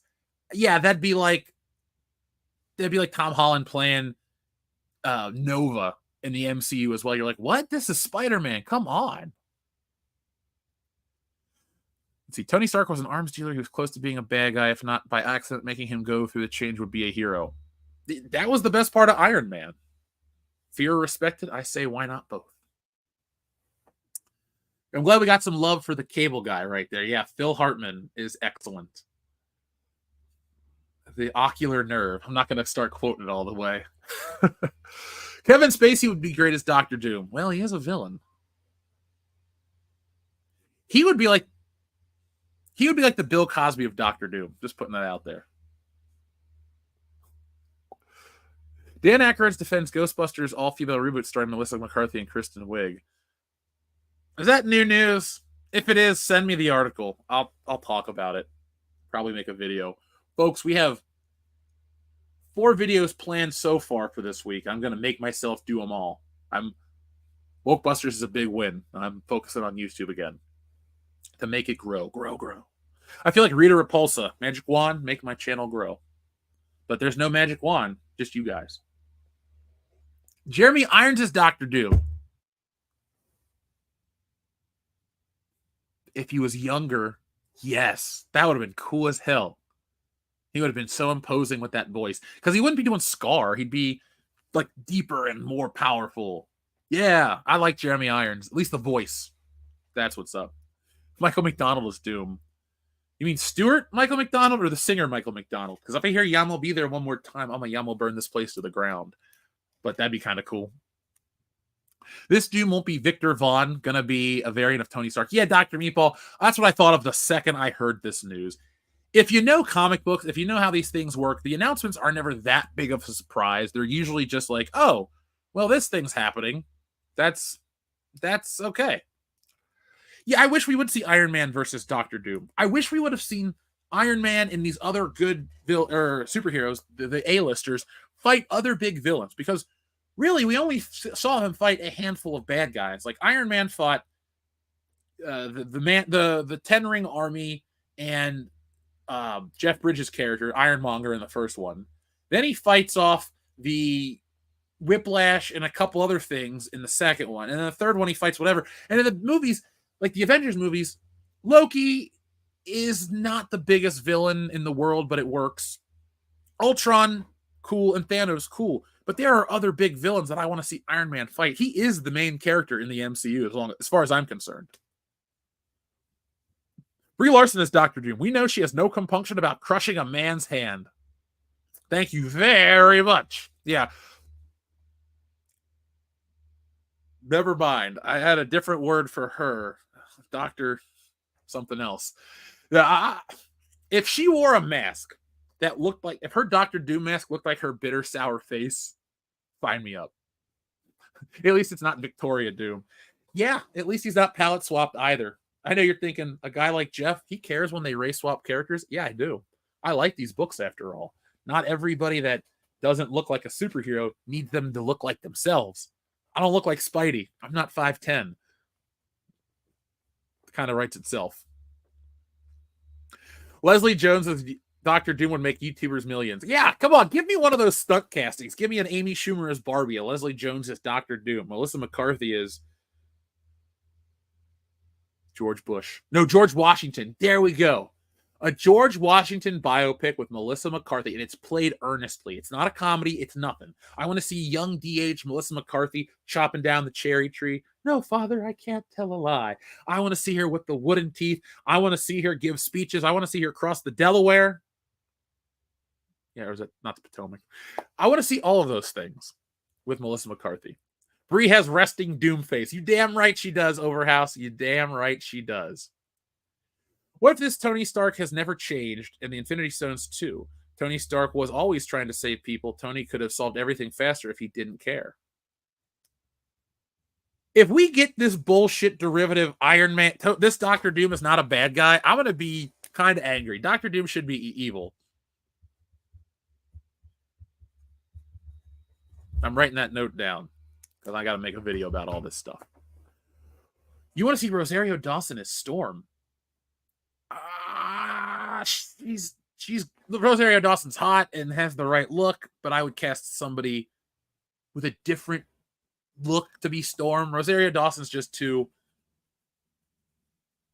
I don't know, man. I also think she's a little too old at this point. If you're gonna cast the X-Men again, you got to get them these actors that look the part now. Because if we're going back like these classic actors in their prime, how would you guys feel if moving forward what they did is they would cast an actor that you think would be like the greatest choice of all time, say like Michael J. Fox's Spider-Man, and then they just made it digital where it looked like he was really there and they deep faked him in? Would you watch that movie, or would that be too uncomfortable for you? And where do your ethics lie about that? Tom Cruise or Keanu Reeves as Dr. Doom? It would work because both of those guys are very talented. Keanu Reeves has blasted past his whoa phase. He's not whoa Ted. Like, no. Keanu Reeves is a new actor, and I'd believe it. I don't know if I'd want it, but it would be kind of cool to see him like take off the helmet and that John Wick beard is underneath there, and it's a John Wick beard of scars. That's what Doctor Doom's face looks like. That'd be pretty cool. I still want the mask. Don't get me wrong.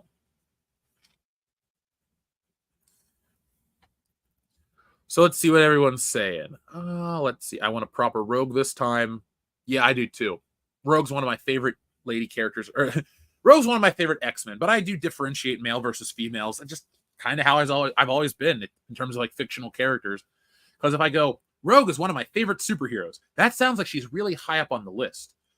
It's like, I like Rogue, but not more than Batman or Superman or about 20 other Marvel characters. So I don't want to misrepresent my love of Rogue. She's not Wolverine. Michael J. Fox's Doctor Doom. How about Martin Luther King played by the ginger guy from The Force Awakens? Oh, Hux. I have a dream that one day they will do something so stupid and I will be here to troll it on YouTube. Let's see. If I'm tuned into the movie, I don't care how it's done, as long as the AI Fox doesn't say any of the Back to the Future catchphrases. I disagree with that. I'm just testing out the waters and seeing what people think. Clearly, I have all the control, and I'm going to make these movies for everybody. If that happened, you'd be like, wow, Jeff gets to make a Marvel movie, and I get to make whatever I want. Be prepared for the best Spider-Man movie that you'll ever see, but don't expect him to fight anything cosmically powered or super-duper powered. That shit would take place in New York only. But it would be epic like the old Raimi ones were. Michael Myers is Doctor Doom. So you like Doctor Doom pulls off his mask and it's just Michael Myers breathing into the camera. I'll watch that. Now, as long as it's not MJF the wrestler is Doctor Doom, not Michael J. Fox. Sorry, my brain still goes to MJF as Michael J. Fox because I'm in a lot of Back to the Future groups on Facebook, and nobody refers to Michael J. Fox as his full name. He's just MJF. But Christopher Lloyd, which is more letters, still spelled Christopher Lloyd. Oh well. My sister was basically Rogue minus the accent when we were teens. Which Rogue? Like the evil one that took Captain Marvel's powers? Because right on, Captain Marvel deserved it. Dr. Evil is Doctor Doom. What would his casting fee be? $1 million? I'd watch it. I'd watch, like, when I say I'd watch it, that doesn't mean I think it'd be good. I would ironically watch it. Folks, we have 48 minutes left on Wokebusters. Can you get Dan Aykroyd on for a Wokebusters WCBS podcast? He could produce a Jeff Hicks film. I would love that. Dan Aykroyd's my favorite Ghostbuster. Dan Aykroyd's my favorite part of every one of his movies. Even Trading Places. I love Beverly Hills Cop, and I think Eddie Murphy's the man. But Dan Aykroyd is funnier in that film. I would love to. I believe Dan Aykroyd and I would have the greatest stream. Because you got to remember, folks, we'll talk about a lot of this stuff because the topics are what you'll tune into. But I am a very well-versed guy in a lot of things. And Dan Aykroyd, if he wants to talk about the supernatural or paranormal, those are things that I have interests in to tell stories about, to make content of. I have an opportunity to go ghost hunting coming up. That'll be fun.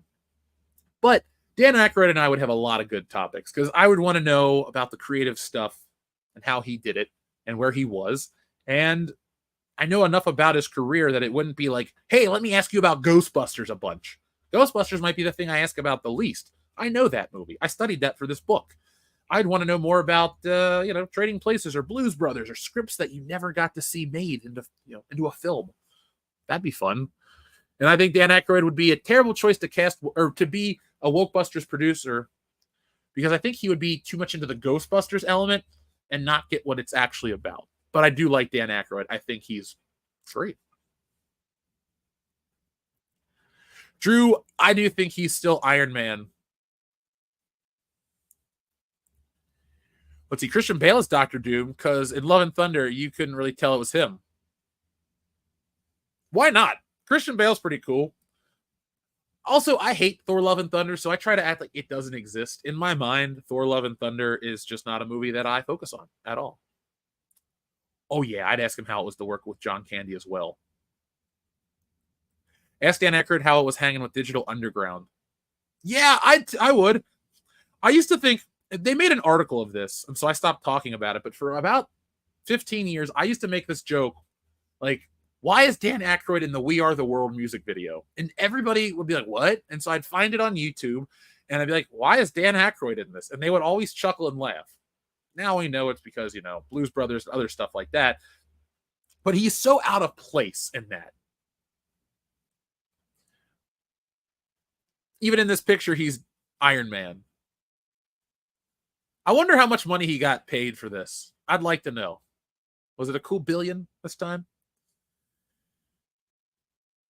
Send him a copy of Wokebusters. I'm going to. I got some plans for Wokebusters. I'm going to send it out to some places to...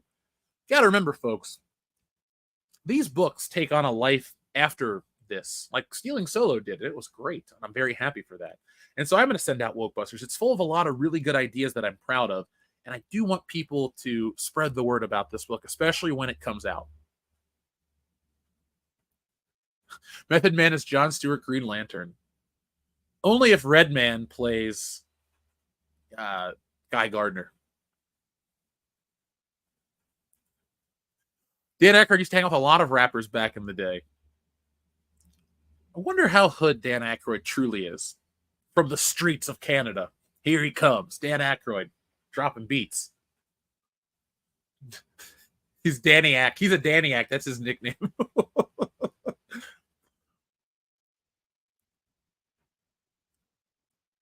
You, Drew, I agree with you, man. I do agree with you. It's like, oh, man, Robert Downey Jr.'s back to play Dr. Doom. Oh, well, great.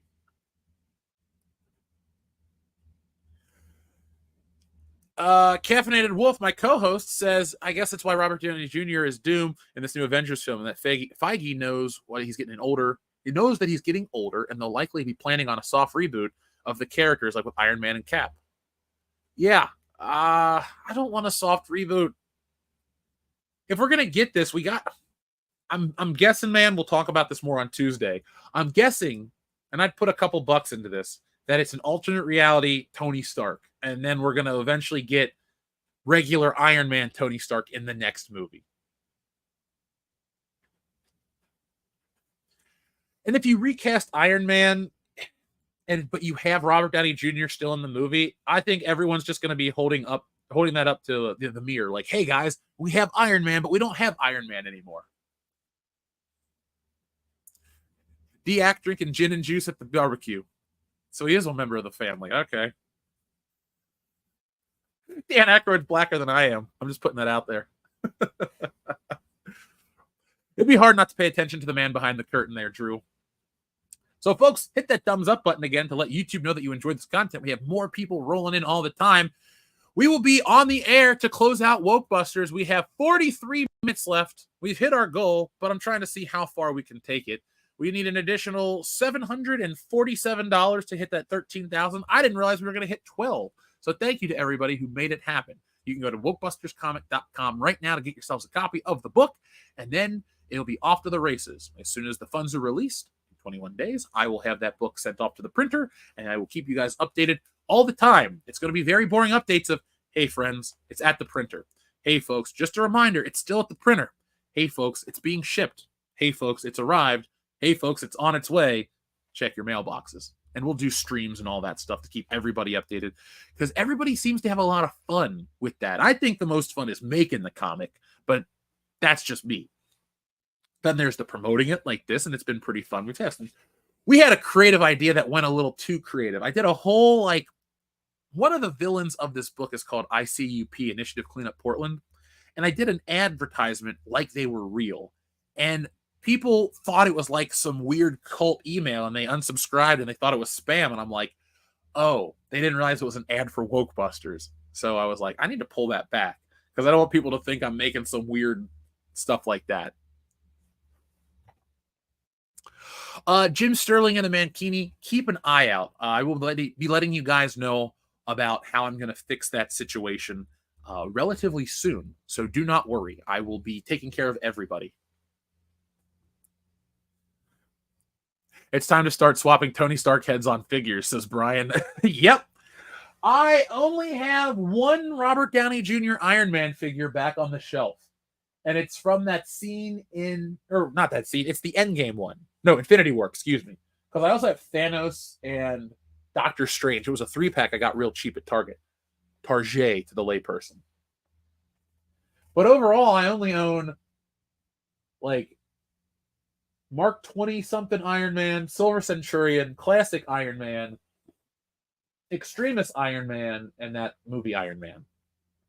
Oh, I do have a Japanese import of the Mark 7. That's one of my favorite suits. If I can get a decent deal on the metallic one, the Hot Toys that's die-cast, I'll buy that. That'll be my last Iron Man collectible. It's beautiful.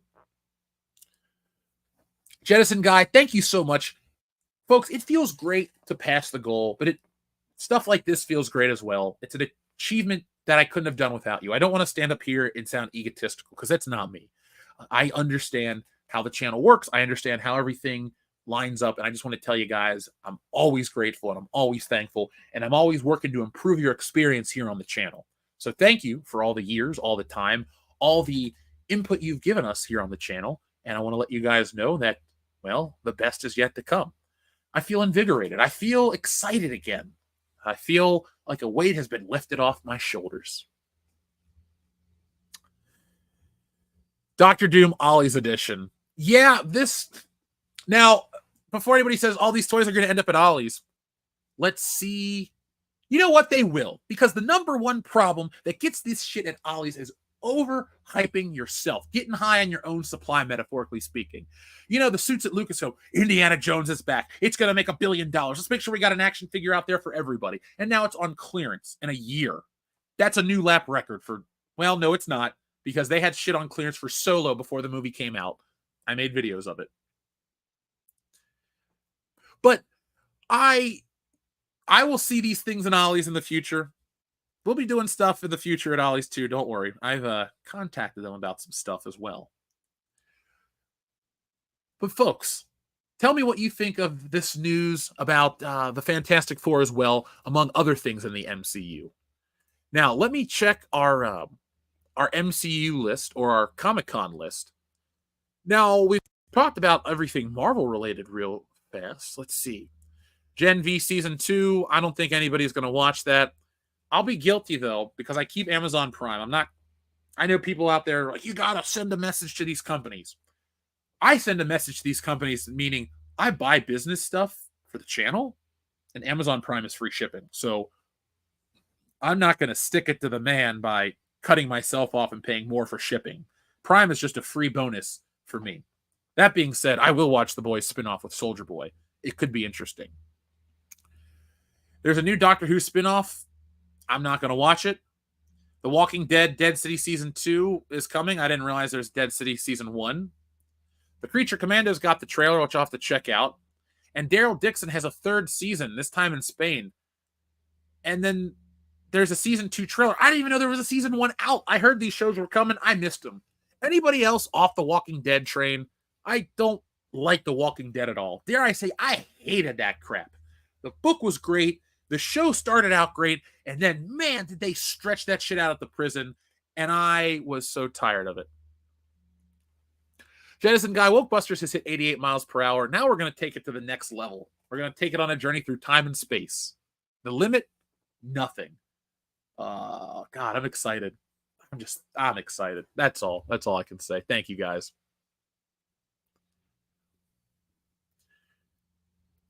Have I seen the Marvel Rivals game? Is that, let me look real quick, because if it's a mobile game, I probably saw a commercial for it. But Marvel Rivals is not. It's an upcoming hero shooter video game. It'll be on consoles. Okay.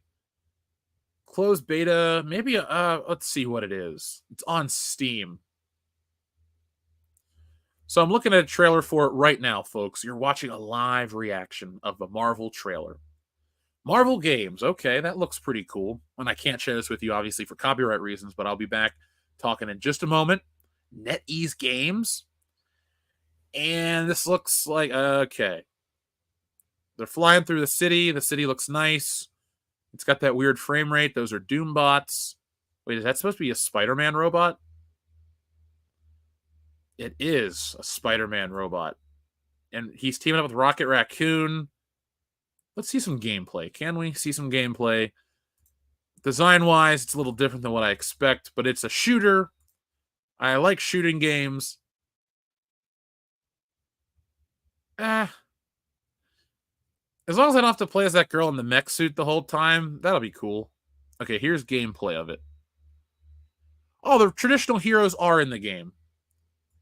This is one of those situations I gotta see more. I gotta see some gameplay footage. I give this look on my face because I'm very bad about this. This is a discount buy. Games have to be really exciting for me to pay full price nowadays. A little too late. I've written off Marvel as the MCU garbage. Hey, more power to you, man. No judgment on my end. It is bad. I don't even watch all the shows. I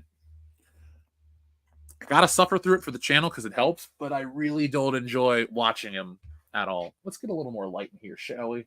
There we go. I know you can't really see much, but I do like illuminating the toys a little more. From Google, Phase 6, 7, and 8 will not be the final phase of the MCU since Disney intends to continue the Marvel Cinematic Universe for as long as they can. Great. Grand. Good. I'm going to be 90 years old, and they're going to be still making these movies. I'll have grandkids by then, if I make it to 90. But I'll have kids that'll watch this crap because you're going to be like, why would you ever show them a Marvel movie, Jeff? Because they didn't suck until recently. First Avengers. Come on now.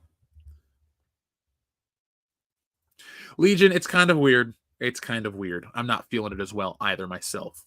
But folks, what I am feeling is the people that are here this morning. Thank you guys very much for joining us live. Hit that thumbs up button to let YouTube know that you enjoy this content, and it helps us all the time. Let's see. Caffeinated Wolf says the MCU looks to be moving away from the MCU phase for the most part, but that'll be irrelevant if the quality is still low. Bingo. Bingo. Bango. You got to remember, folks, they'll cut away from some of these politics, but they won't. They will not change the level of writing because they think it's good. Let's see. I don't understand why everybody on YouTube is happy Robert Downey Jr. is playing Dr. Doom. I'm not, and I'm on YouTube. We're the alternative to boredom on YouTube. We're the alternative for the same rigmarole. I'm just one guy, but I know my shit better than most people in general. If I will talk about a topic on the internet, well, I'm going to know what I'm talking about in general. Who will be in the Avengers? If they're smart, it'll be Captain America, Thor, Iron Man, Black Widow, War Machine, the Hulk, Spider-Man, Wolverine from some universe. I like Wolverine, okay? I do. I'm never going to apologize for that. He's one of my favorite characters overall. The older I get, the more I like him. Why? Not because he's cool and cuts people up, but because he's a really old guy who lives through a lot of pain and keeps on moving forward. And I always find it funny, not funny, but I always find it interesting to read about Wolverine because he's such a tragic character, but he keeps on fighting for another day. So I like him. I can see that you think Deadpool and Wolverine dragged at certain times. It's not a perfect film. It's solid. It's good, but I don't care about it anymore. I just don't.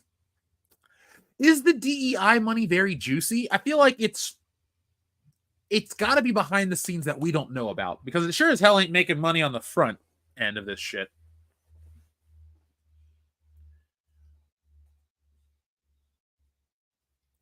Let's see. Iron Man was a boring-ass character before Robert Downey Jr. did it. Nobody wanted to make Iron Man, X-Men, and Spider-Man were taken, so Marvel had to take a chance. Yeah, Monkey Jeebus, and take a chance they did, and they delivered.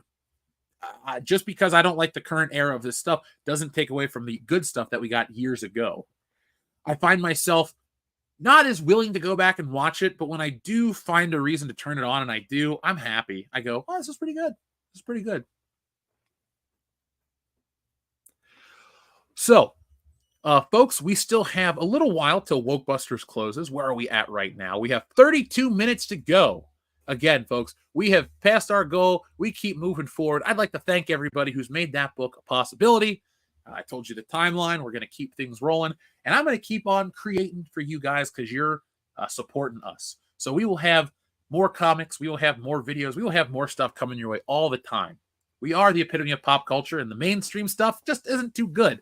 So while we get our feet wet with creating a couple of things, stick with us for some more thought-provoking and interesting content here on the channel. The worst thing about a pro MCU channel is the complete lack of critical thinking. And I get worried that I overthink the critical thinking or overdo the critical thinking. I want my entertainment to be well thought out and planned. I don't like when my stuff is bad. And I don't like when I can tell how slapdash it is. We all know when people just throw something together. We all get it. We all are like, oh, what a disappointment. Well, I expect a little more from these because I hold them in high regard. The comic book is high art to me. I know it's low art to the art world, but what they can put on a page and the way they tell a story is so cool to me, and it's fascinating, and I love that I get to do it. It's like living the dream, you know. Oh, I want to be a comic book artist, and that medium is important to me, and I wish the movies would be taken seriously again. You can't keep pumping out garbage and having people go, oh my God, look at this, like the Colliders of the world and all these like pro freak out channels. This is so hype. Shut up, okay? You people are the reason why movies suck because you buy up anything. Just don't buy up crap.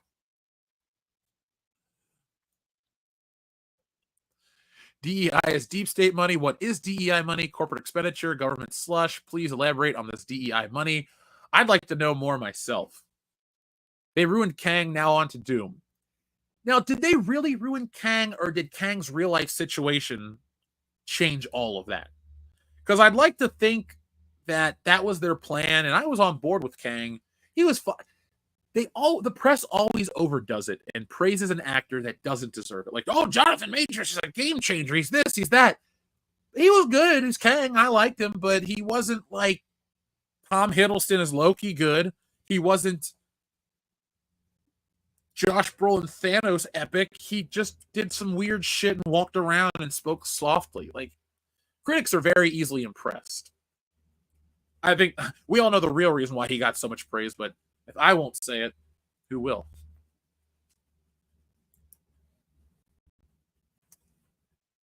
Yeah, Prime Reeves. Prime Rover. I don't like how that is too, but it's crazy. The art world is weird. There are no good Kang stories. I like the earlier Kang stuff when it's a new concept, and I really like how he was done in Earth's Mightiest Heroes, the Avengers cartoon, but I'm not a Kang guy. I don't go on and say, oh man, I love Kang. He's my favorite. Hey guys, let's try something real quick since we were having internet issues. If I go to broadcast and standard definition, is there a lag? There's a bigger shot of the room. Let me move my bottles real quick.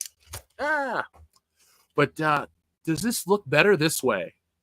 There's no lag. Okay. Maybe the internet did help. And I'll keep my stuff over here. See, when I do the different resolution, I get a different aspect ratio. Now we're widescreen. There we are, folks. Got to be careful what we show in the periphery. Okay, it's not that there's anything scary to show in the periphery. It's like my Game of Thrones notebook and a Spider-Man figure that fell on the floor. That's about it. Just some pops and clicks. Let's see. There should be no audio coming from the camera. There we go. It's still that one. All right, so we're good. We're going to keep it like this. Eventually, we'll get back to broadcasting in glorious 1080p. Just for the aspect ratio, just so you can see the breadth of the collection in the room. But now I'm seeing too much of the ceiling, and I'm like, is that too much blue? Is that dabba-dee dabba-die? No. Anyway, now I'm making a mess of it. Jeff, I missed the old YouTube. Screen Junkies and Jeremy Johns were fun. All of these anti-Disney guys ruin YouTube. The videos are so boring and predictable.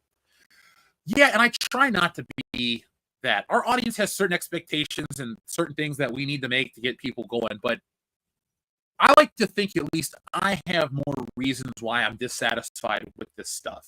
I don't pull from the same woke well or this or that, because it's after a while it's even tiresome to listen to. Even if I agree with those things being a problem, even if I agree with the way that people are talking about them and how to rectify those things, sometimes even I go, it's a little much. It's a little boring. Screen Junkies was fun back in the day, but I don't support them anymore. Jeremy Johns is fine, I guess. I don't really watch him. Chris Stuckman turned me off to all YouTube film reviewers, so I just stopped. I was like, this guy's full of it. Is everyone full of it? And ultimately, why would I watch another reviewer when I review movies for this channel too, and I don't want to copy them? Nobody wants that.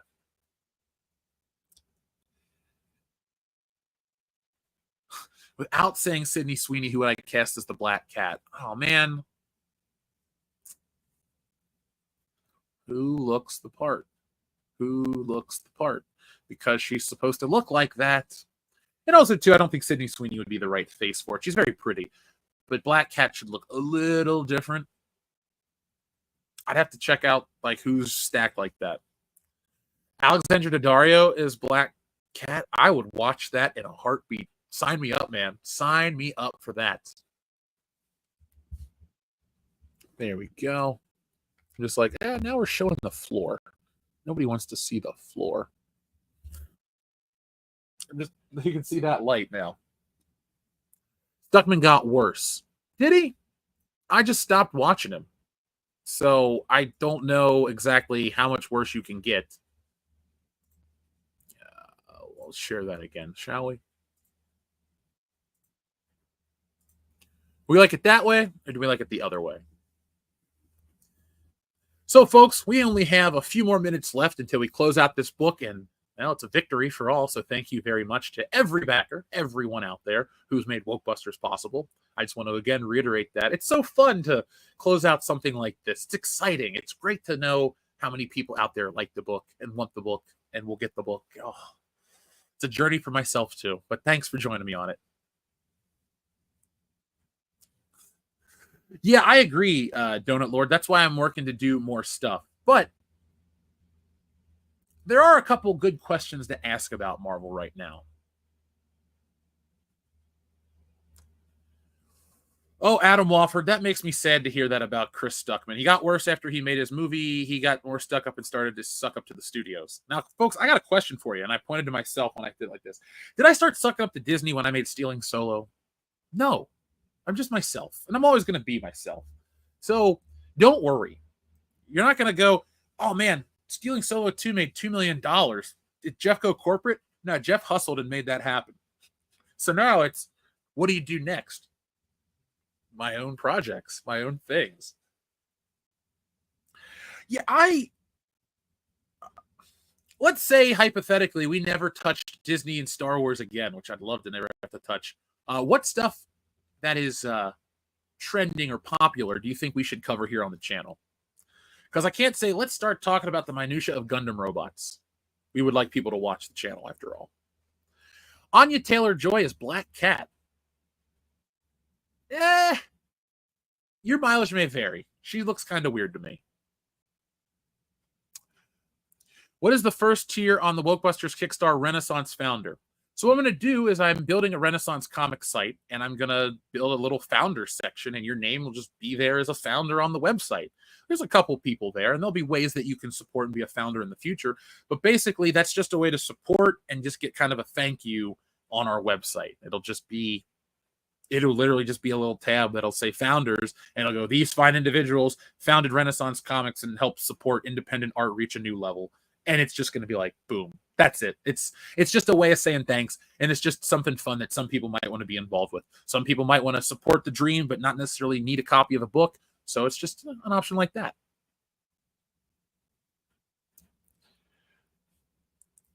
Just don't go Kevin Smith on us. I will never wear a pair of shorts with this suit coat. Do not worry, my friend. Also, too, in terms of like how Kevin Smith did it, I'd have cashed out a long time ago. Like if I had a series of books, let's say I made like 10 comic books that made the amount of money that Kevin Smith's movies made, which would be like life-changing money, I would just probably revert to making fun stuff. Like, and that's about it. I would go with really good things that I believe in that are different and make them. That doesn't mean it's going to be like, I'm going to get fucking weird and take a toothpick and ink and I'm going to sit and draw a comic book and it's all going to be negative space drawn with a toothpick. That's too dumb for me.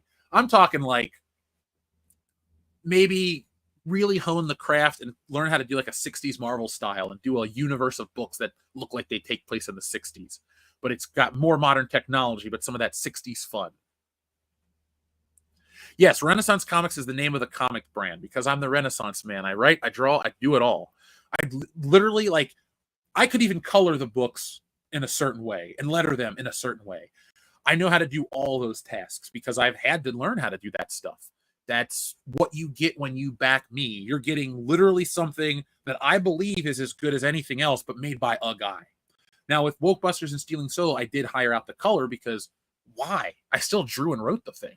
But I can do it all. And I even do all the pre-press stuff.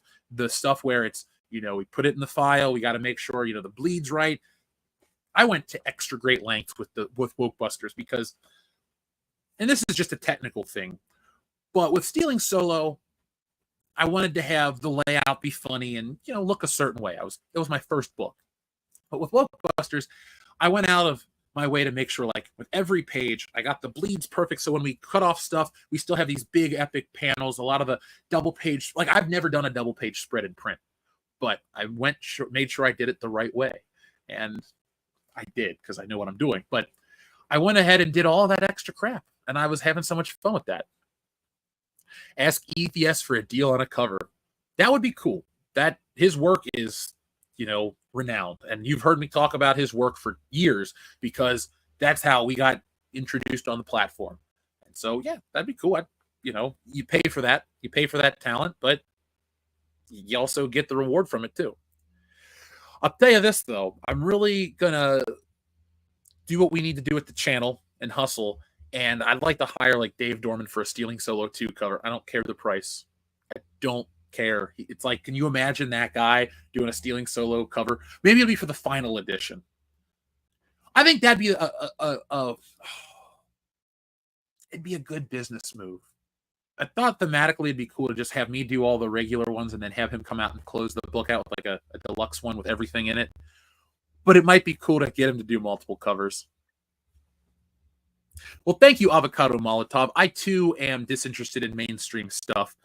And now that I finally am through this project, I'm going to be creating, and I don't mean short books as in like 10-page books or something stupid. You're going to get your value with my books, but they're not going to be 100-page epics. They're going to be things that I can move forward and tell a varying degree of stories.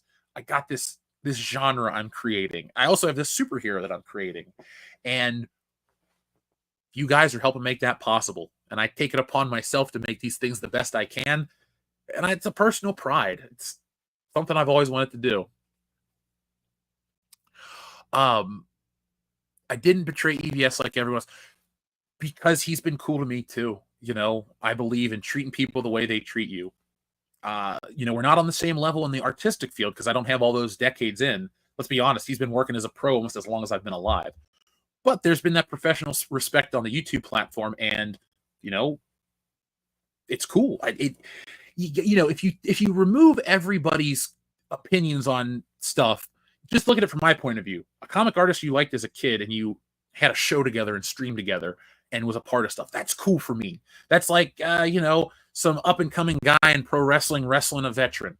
Maybe you didn't beat him for the world title or something, but you still had a tag team match at Survivor Series, and everyone's going to remember that tag team match forever. So that's the perspective I take. It's really cool.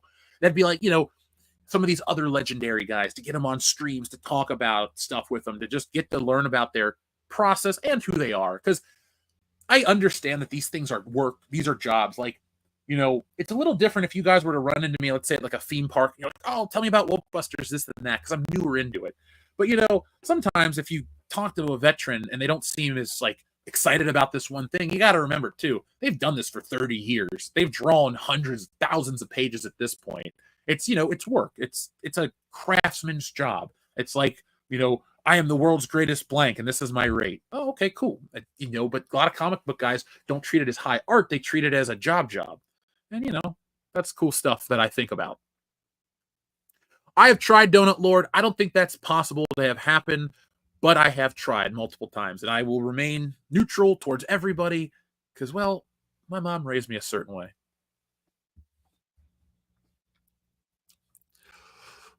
So let's see what everyone is saying in the chat. Matthew thinks that this is desperate, too much multiverse nonsense. It's a head scratcher. He's closer to the Green Goblin if he went bad. Oh, yeah, because Norman Osborn and Robert... See, now that is a problem that I have with these MCU movies. There's never going to be a world where we have rival businessmen, Norman Osborn and Tony Stark. And like, I want a story where my light doesn't fall, but I want a story where it's something as basic as like they're both presenting pieces of technology at the Stark Expo.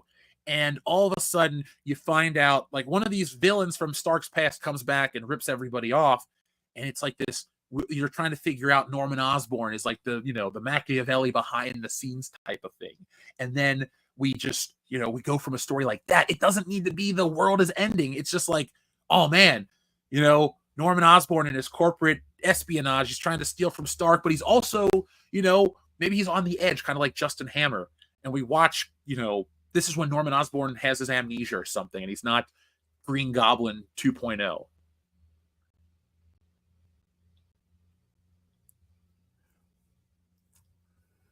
Hail to Adama and everybody in this stream. Folks, this has been a lot of fun.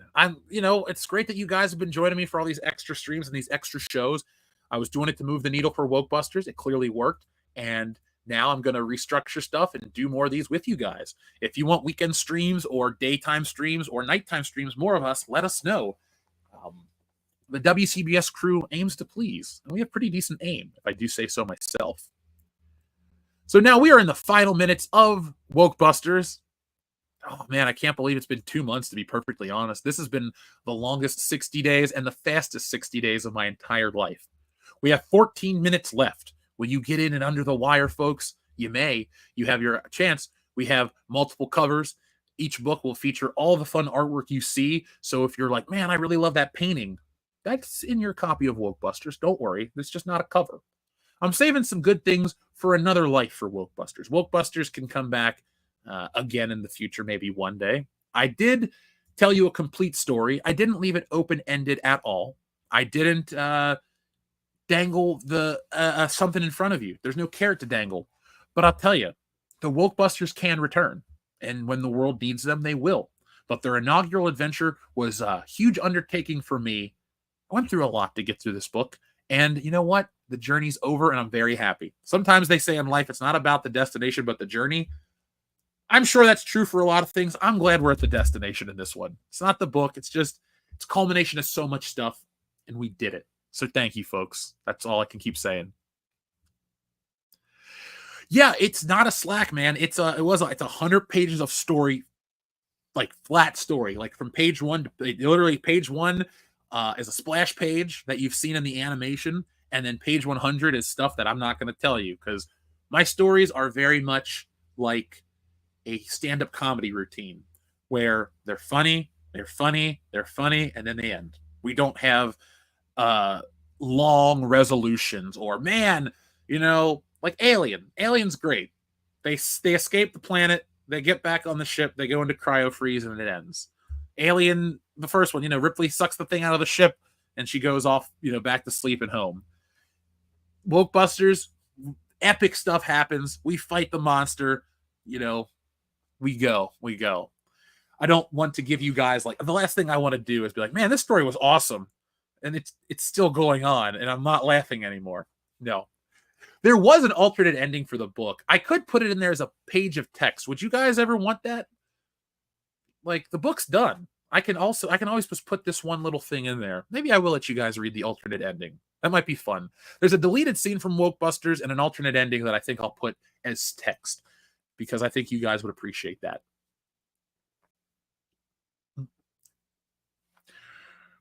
Now, folks, listen to Liquor Jim. Liquor Jim is a longtime friend of the channel. Jim, I still have all your postcards from both California and Cincinnati from back in the day, so thank you. But, folks, spread the love. If we can get more numbers on the G.M.P.C channel, we can get that thing remonetized and rolling, we can do more morning shows. It's all about what helps the channel and what helps you guys. So I'm here to work and make that happen, and I have a good time doing it. Thank you, Superfan Adam Shawhan. I love to tell those stories, too.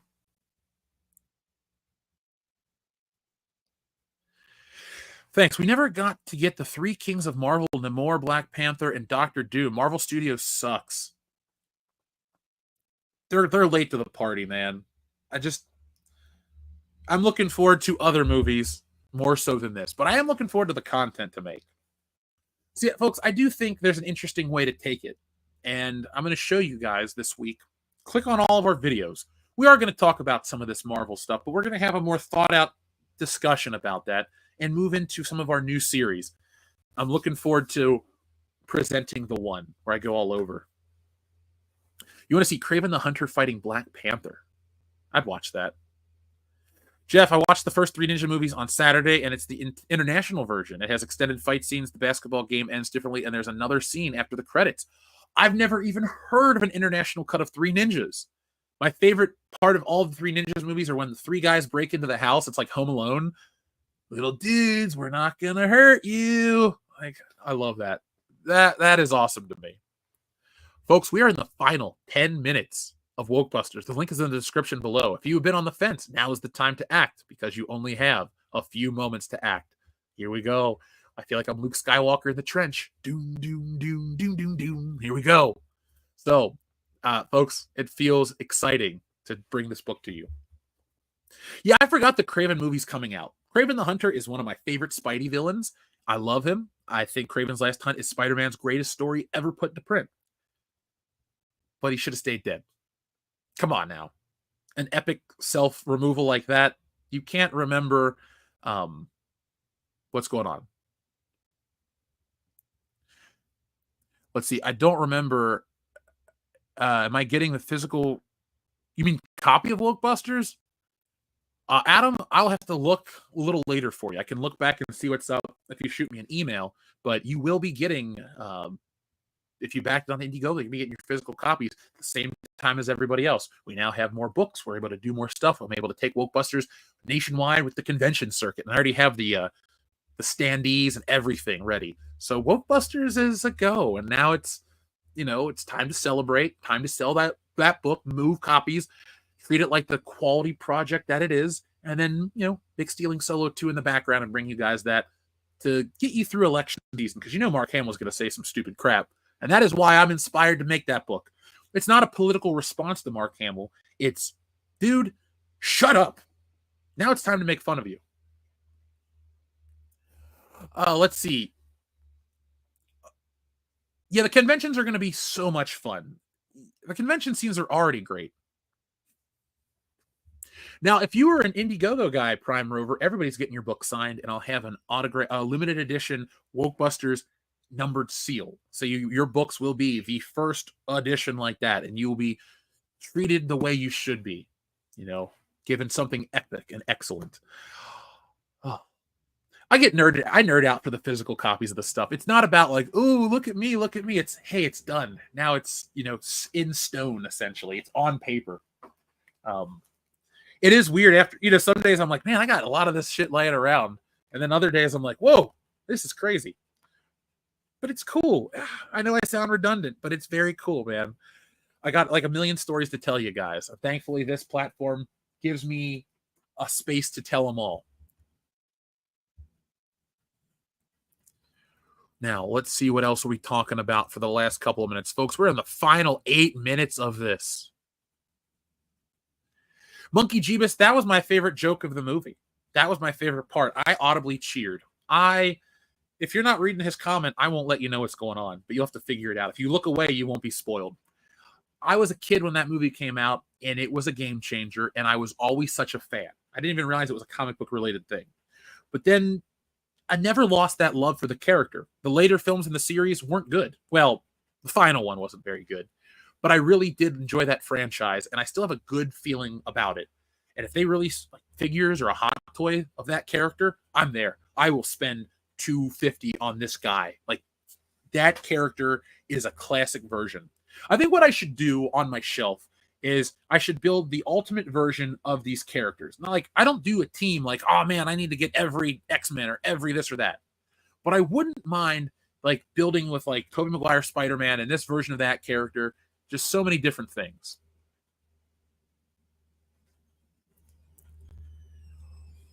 Matthew, I have not checked out what that is. Is that Crisis on Infinite Earths? Is that what we're talking about? Is the final thing? Because I haven't watched it. 860 saying, God, thank you for the first super chat of the morning. Just popped in now. Can you give me a recap of your thoughts on RDJ news and how you feel, where you think the direction of the MCU is going? Well, I didn't really like this news. I heard it and I went, whoa, Robert Downey Jr.'s back? And then I saw it's Dr. Doom, and I went, wait, what? Dr. Doom is being played by Iron Man? And so I thought to myself, oh, great. This is going to be one of those multiverse things where we have to have a different realities, Iron Man coming in and doing all this crap. That's not really what I want to see. I want to see Dr. Doom as his own thing. He's supposed to be Reed Richards' schoolmate. He's supposed to go back and have this history. And we'll probably get that in just an alternate reality, because the Fantastic Four seems to be set in a different reality. And I think we're setting up for a reboot, and we don't know it yet. Like, that's not going to be called a reboot. It's just going to be a different universe that we follow. And it's going to be different actors. It's going to be weird. So that was my initial reaction to that. I don't really love the direction of the MCU. I would love to see a return to form. And I know I got to give these things a chance. I can't judge a movie based on one casting choice, but I can judge a movie based on 5 years of solid disappointment, because it's such a problem. It's such a it jumps around to the point where I can't even follow it or get behind it. Adama, that'll get shipped out to you as soon as the books come in, because some of the other stuff has been shipped out to you, but the other stuff will be packaged up and shipped out, and you'll get notifications the entire time. So if you got any questions, you can email me directly, but everybody's going to get their stuff taken care of, and I'm going to do this as fast as I can. I know I'll be able to fulfill these books very quickly because I have a method down. Stealing Solo, it's like 18 hours from some delivery to shipment. That's pretty quick for one guy. That's not even your average time. If you buy a book on like Tuesday morning, it usually gets shipped out Tuesday afternoon with the mail. So it's going to be that kind of work ethic to get Wokebusters out as quickly as possible. It won't take weeks and months to get shipped out. I have a good support system here locally. People are like, I'll help you fulfill. I'll help you do this. I'll help you do that, because I got good friends. So Western lifestyle was a problem. Midwest lifestyle, keep shit moving. I don't like the idea that a woman's playing the Silver Surfer either. And that goes into 860 saying God. What I would say to you is the direction isn't really changing. It's trying to be different, when in reality, everyone would be happy just to get the basic stuff. It's like, oh man, regular Silver Surfer, regular Galactus. You're making the regular versions so rare and hard to come by. We're not tired of them because they were what was popular for 30, 40, 50 years. Yes, Adama, thank you. You should have got your slime. But if you haven't, don't worry. I got your slime and your other things ready to be taken care of. So I will make sure that your guys' packages are all nice and safely wrapped up. Everything's going to be delivered directly to you. And I will do it as quick as I can. And folks, everybody that's back in right now, because we hit our goal quickly and, everything was exciting, I'm still going to go in and throw in a bonus sticker for everybody. Now, folks, we're in the final 3 minutes. We moved up again. I know we're far away, and if it moves up to this amount, I'd be crazy, but we need $697 to get into the 13K territory, which would move us 3,000 over our goal. We're already 2,303 over our goal, which feels great to say. How can they retcon every dead or injured MCU character? That's my complaint. Can you until the MCU, or can you un-MCU the MCU? As I never said that, but the constant complaint was one of the wokeness. There's stuff that you can cut out and redo. Not everything was perfect. I wouldn't call the MCU free of wokeness. Come on now. I've seen those movies. Captain Marvel, The Eternals. Is Shang-Chi woke? I don't consider movies with Asian people woke. The movie sucked for other reasons, but it is what it is. Thank you, Adama. Remember, the email is info@worldclassbullshitters.com. I'll be looking for your email, and I will happily respond to you, my man. So, folks, we got 2 minutes left. Under 2, actually. We're moving forward. We're past the goal. Let's see if it's going to move up any more in the last 2 minutes, the last 1 minute. Let's see. Not yet, folks. We still got 2 minutes. Go to Kickstarter, type in Wokebusters, or go to WokebustersComic.com right now, and be on the lookout for that. Ooh, I'm excited. Folks, all I ask is that you please let me know what you think of Wokebusters when it comes in the mail. Please tag me on social media with a copy of your book. Tag me on Twitter or TikTok or wherever you social media share on our Facebook group. But let me know that you get the book and share it with the world, because then other people are going to want to get their books, and so on and so on and so on. And then, that's how we sell 45 million copies of Wokebusters. And you go, wait, Wokebusters is the highest selling graphic novel in history? Yeah, I just, good word of mouth, I guess. Good word of mouth. Howdy to Zacharat. Howdy to Zacharat. Is there even a Shala Ball version of the Silver Surfer anywhere in the comics? I am not a Silver Surfer enthusiast. I know the Coming of Galactus original story from Fantastic Four, that trilogy, and I know other Silver Surfer. There's like the graphic novel that Kirby did in the 70s with that beautiful Buscema painted cover. And I read some some Silver Surfer stuff in the early 90s around issue 75. I thought that kind of stuff was cool. That's a what if Silver Surfer. Okay. You mean stuff like King Valkyrie over King Thor? That falls into the woke territory. It's just stupid. The Tessa Thompson, stop trying to push that in the movie. It's like, if your movie was awesome, nobody would care, and people didn't care for a while. But now we're past that, and the movie quality dipped, but that kind of stuff increased, and we don't want that. What is my favorite cover of Wokebusters? Asks 860 Saiyan God. Well, personally, my favorite cover would be the action cover that features the four of us busting out on the screen. But I love Days of Wokeness Past, but I think the toy cover is the most unique one because you get a unique front and back. Let's see. Will there be... look, folks, I believe it is officially closed because we are at 12:12. 8 seconds, 7 seconds, 6, 5, 4, 3, 2, 1, boom. 0 seconds to go. Wokebusters is a success. It closes at $12,303. 0 seconds to go, but the fireworks, there are literal fireworks on the screen. Cool. Now the page changed, and Wokebusters, a paranormal parody happened. So, friends, thank you to everybody out there. We did it. I'd like to go and clap and stuff, but I don't want to seem like I'm clapping for myself. I'm not Shawn Michaels, okay? I'm not that guy. But what I am is really grateful. Again, I'm repetitive, but I got to be truthful with you guys. This was a win, and all of you guys made it a win. So thank you to the hundreds of people who believed in the project. Thank you to the thousands of people who believed in other projects. And now we're here, folks. Now it's time to close this out, meaning as soon as... Oh, here's what I got to tell you. Everybody, make sure you fill out those surveys. That is how I get your backer information. So please, I will give updates all the time about the backer updates. That's the difference with this platform. I have to make sure that you guys update that stuff. So please, go to any place that you've ever backed Wokebusters, and please update your shipping information. That is the best way to guarantee your stuff gets delivered without a hitch. I will make sure that everybody has a chance to update it. I will give you a 2-week window. Again, pretty much update it now. Make sure everything's up to date. But I will constantly update you with reminders to please make sure you update your addresses. That way, if there's any problem, there won't be a problem that way. That's how we take care of that, because I don't want to get returns. Because if your book gets returned and we email you and we can't get in contact with you, there's really nothing we can do. A book will just sit in a returned envelope and it looks sad. So let's avoid anything like that. Let's make sure everything is updated and ready to go. How many copies were sold? So there were, let's see. Let's look at this together. We had 142 backers with $12,303 to bring the project to life. Let's see what we did here. We had 2 founders to Renaissance, 10 digital. We had 16 for the cover A, 30 for cover B, 12 for cover C, 43 for the female Ghostbusters one. Oh, a lot of signed remarked editions. I'm excited to do those ones, guys. I will sit down and I will sign my books nicely, and I'm going to draw you a little picture of something related to Wokebusters. You could get a multitude of different sketches, but they will be written and drawn, all done by me in ink and a little bit of pencil to make sure your drawing's done just right. But thank you. Ooh, we got the Wokebusters combo that moved 5. Oh, wow. We moved more of the artist box than we did the combo. That's pretty cool. A lot of people want that high tier combo.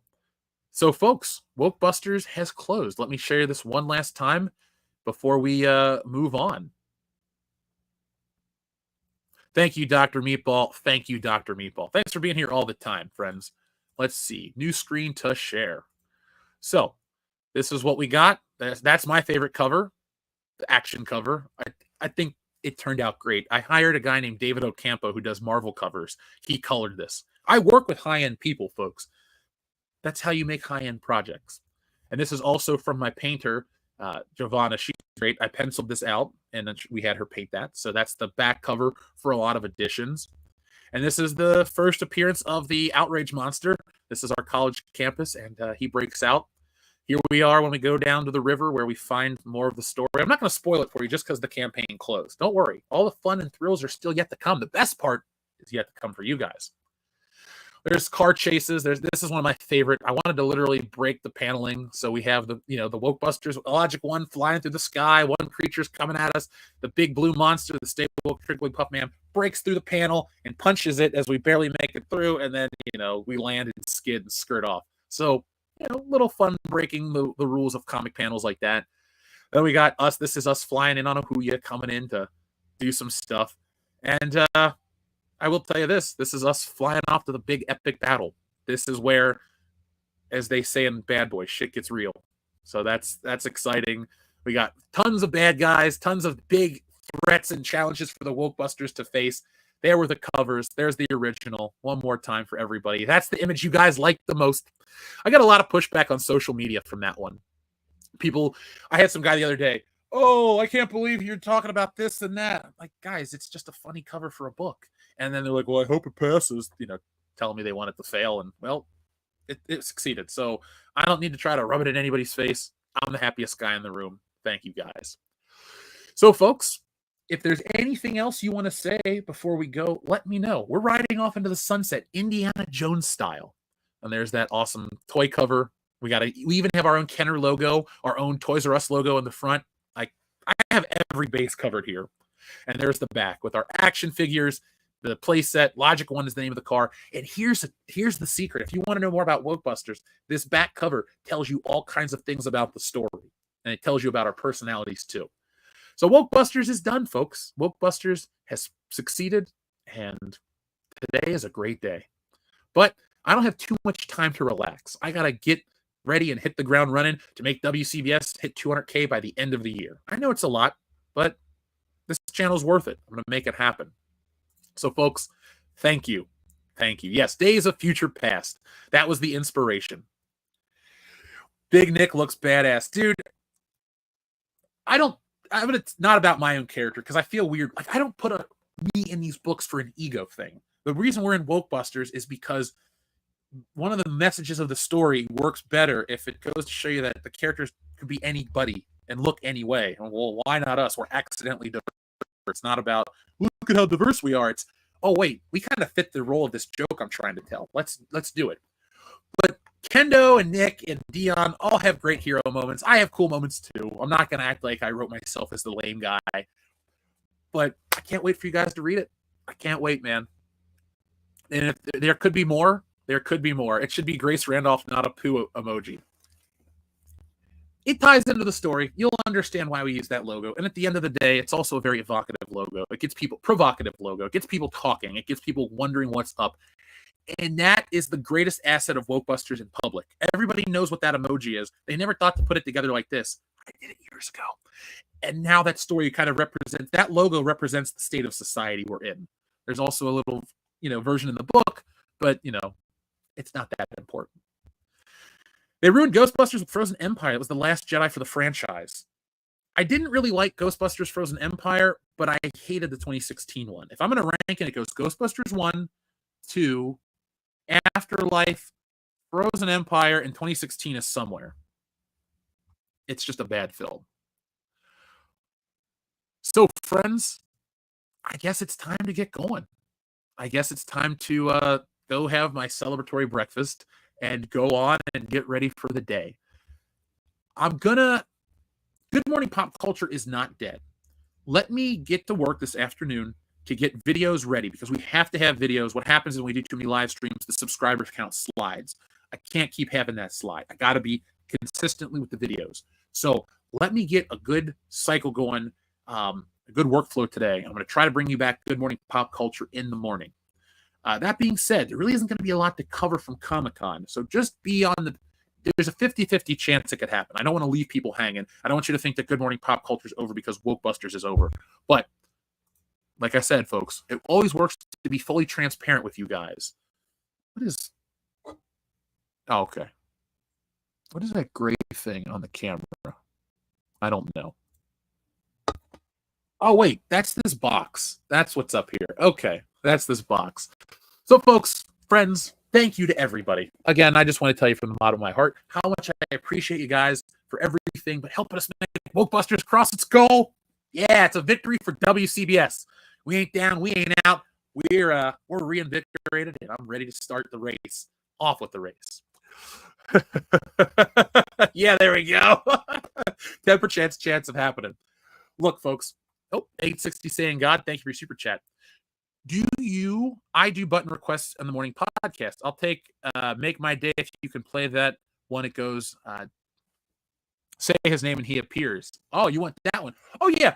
I take button requests on every live show. Like, think of it like each live show is an extension of something else. You guys have requests?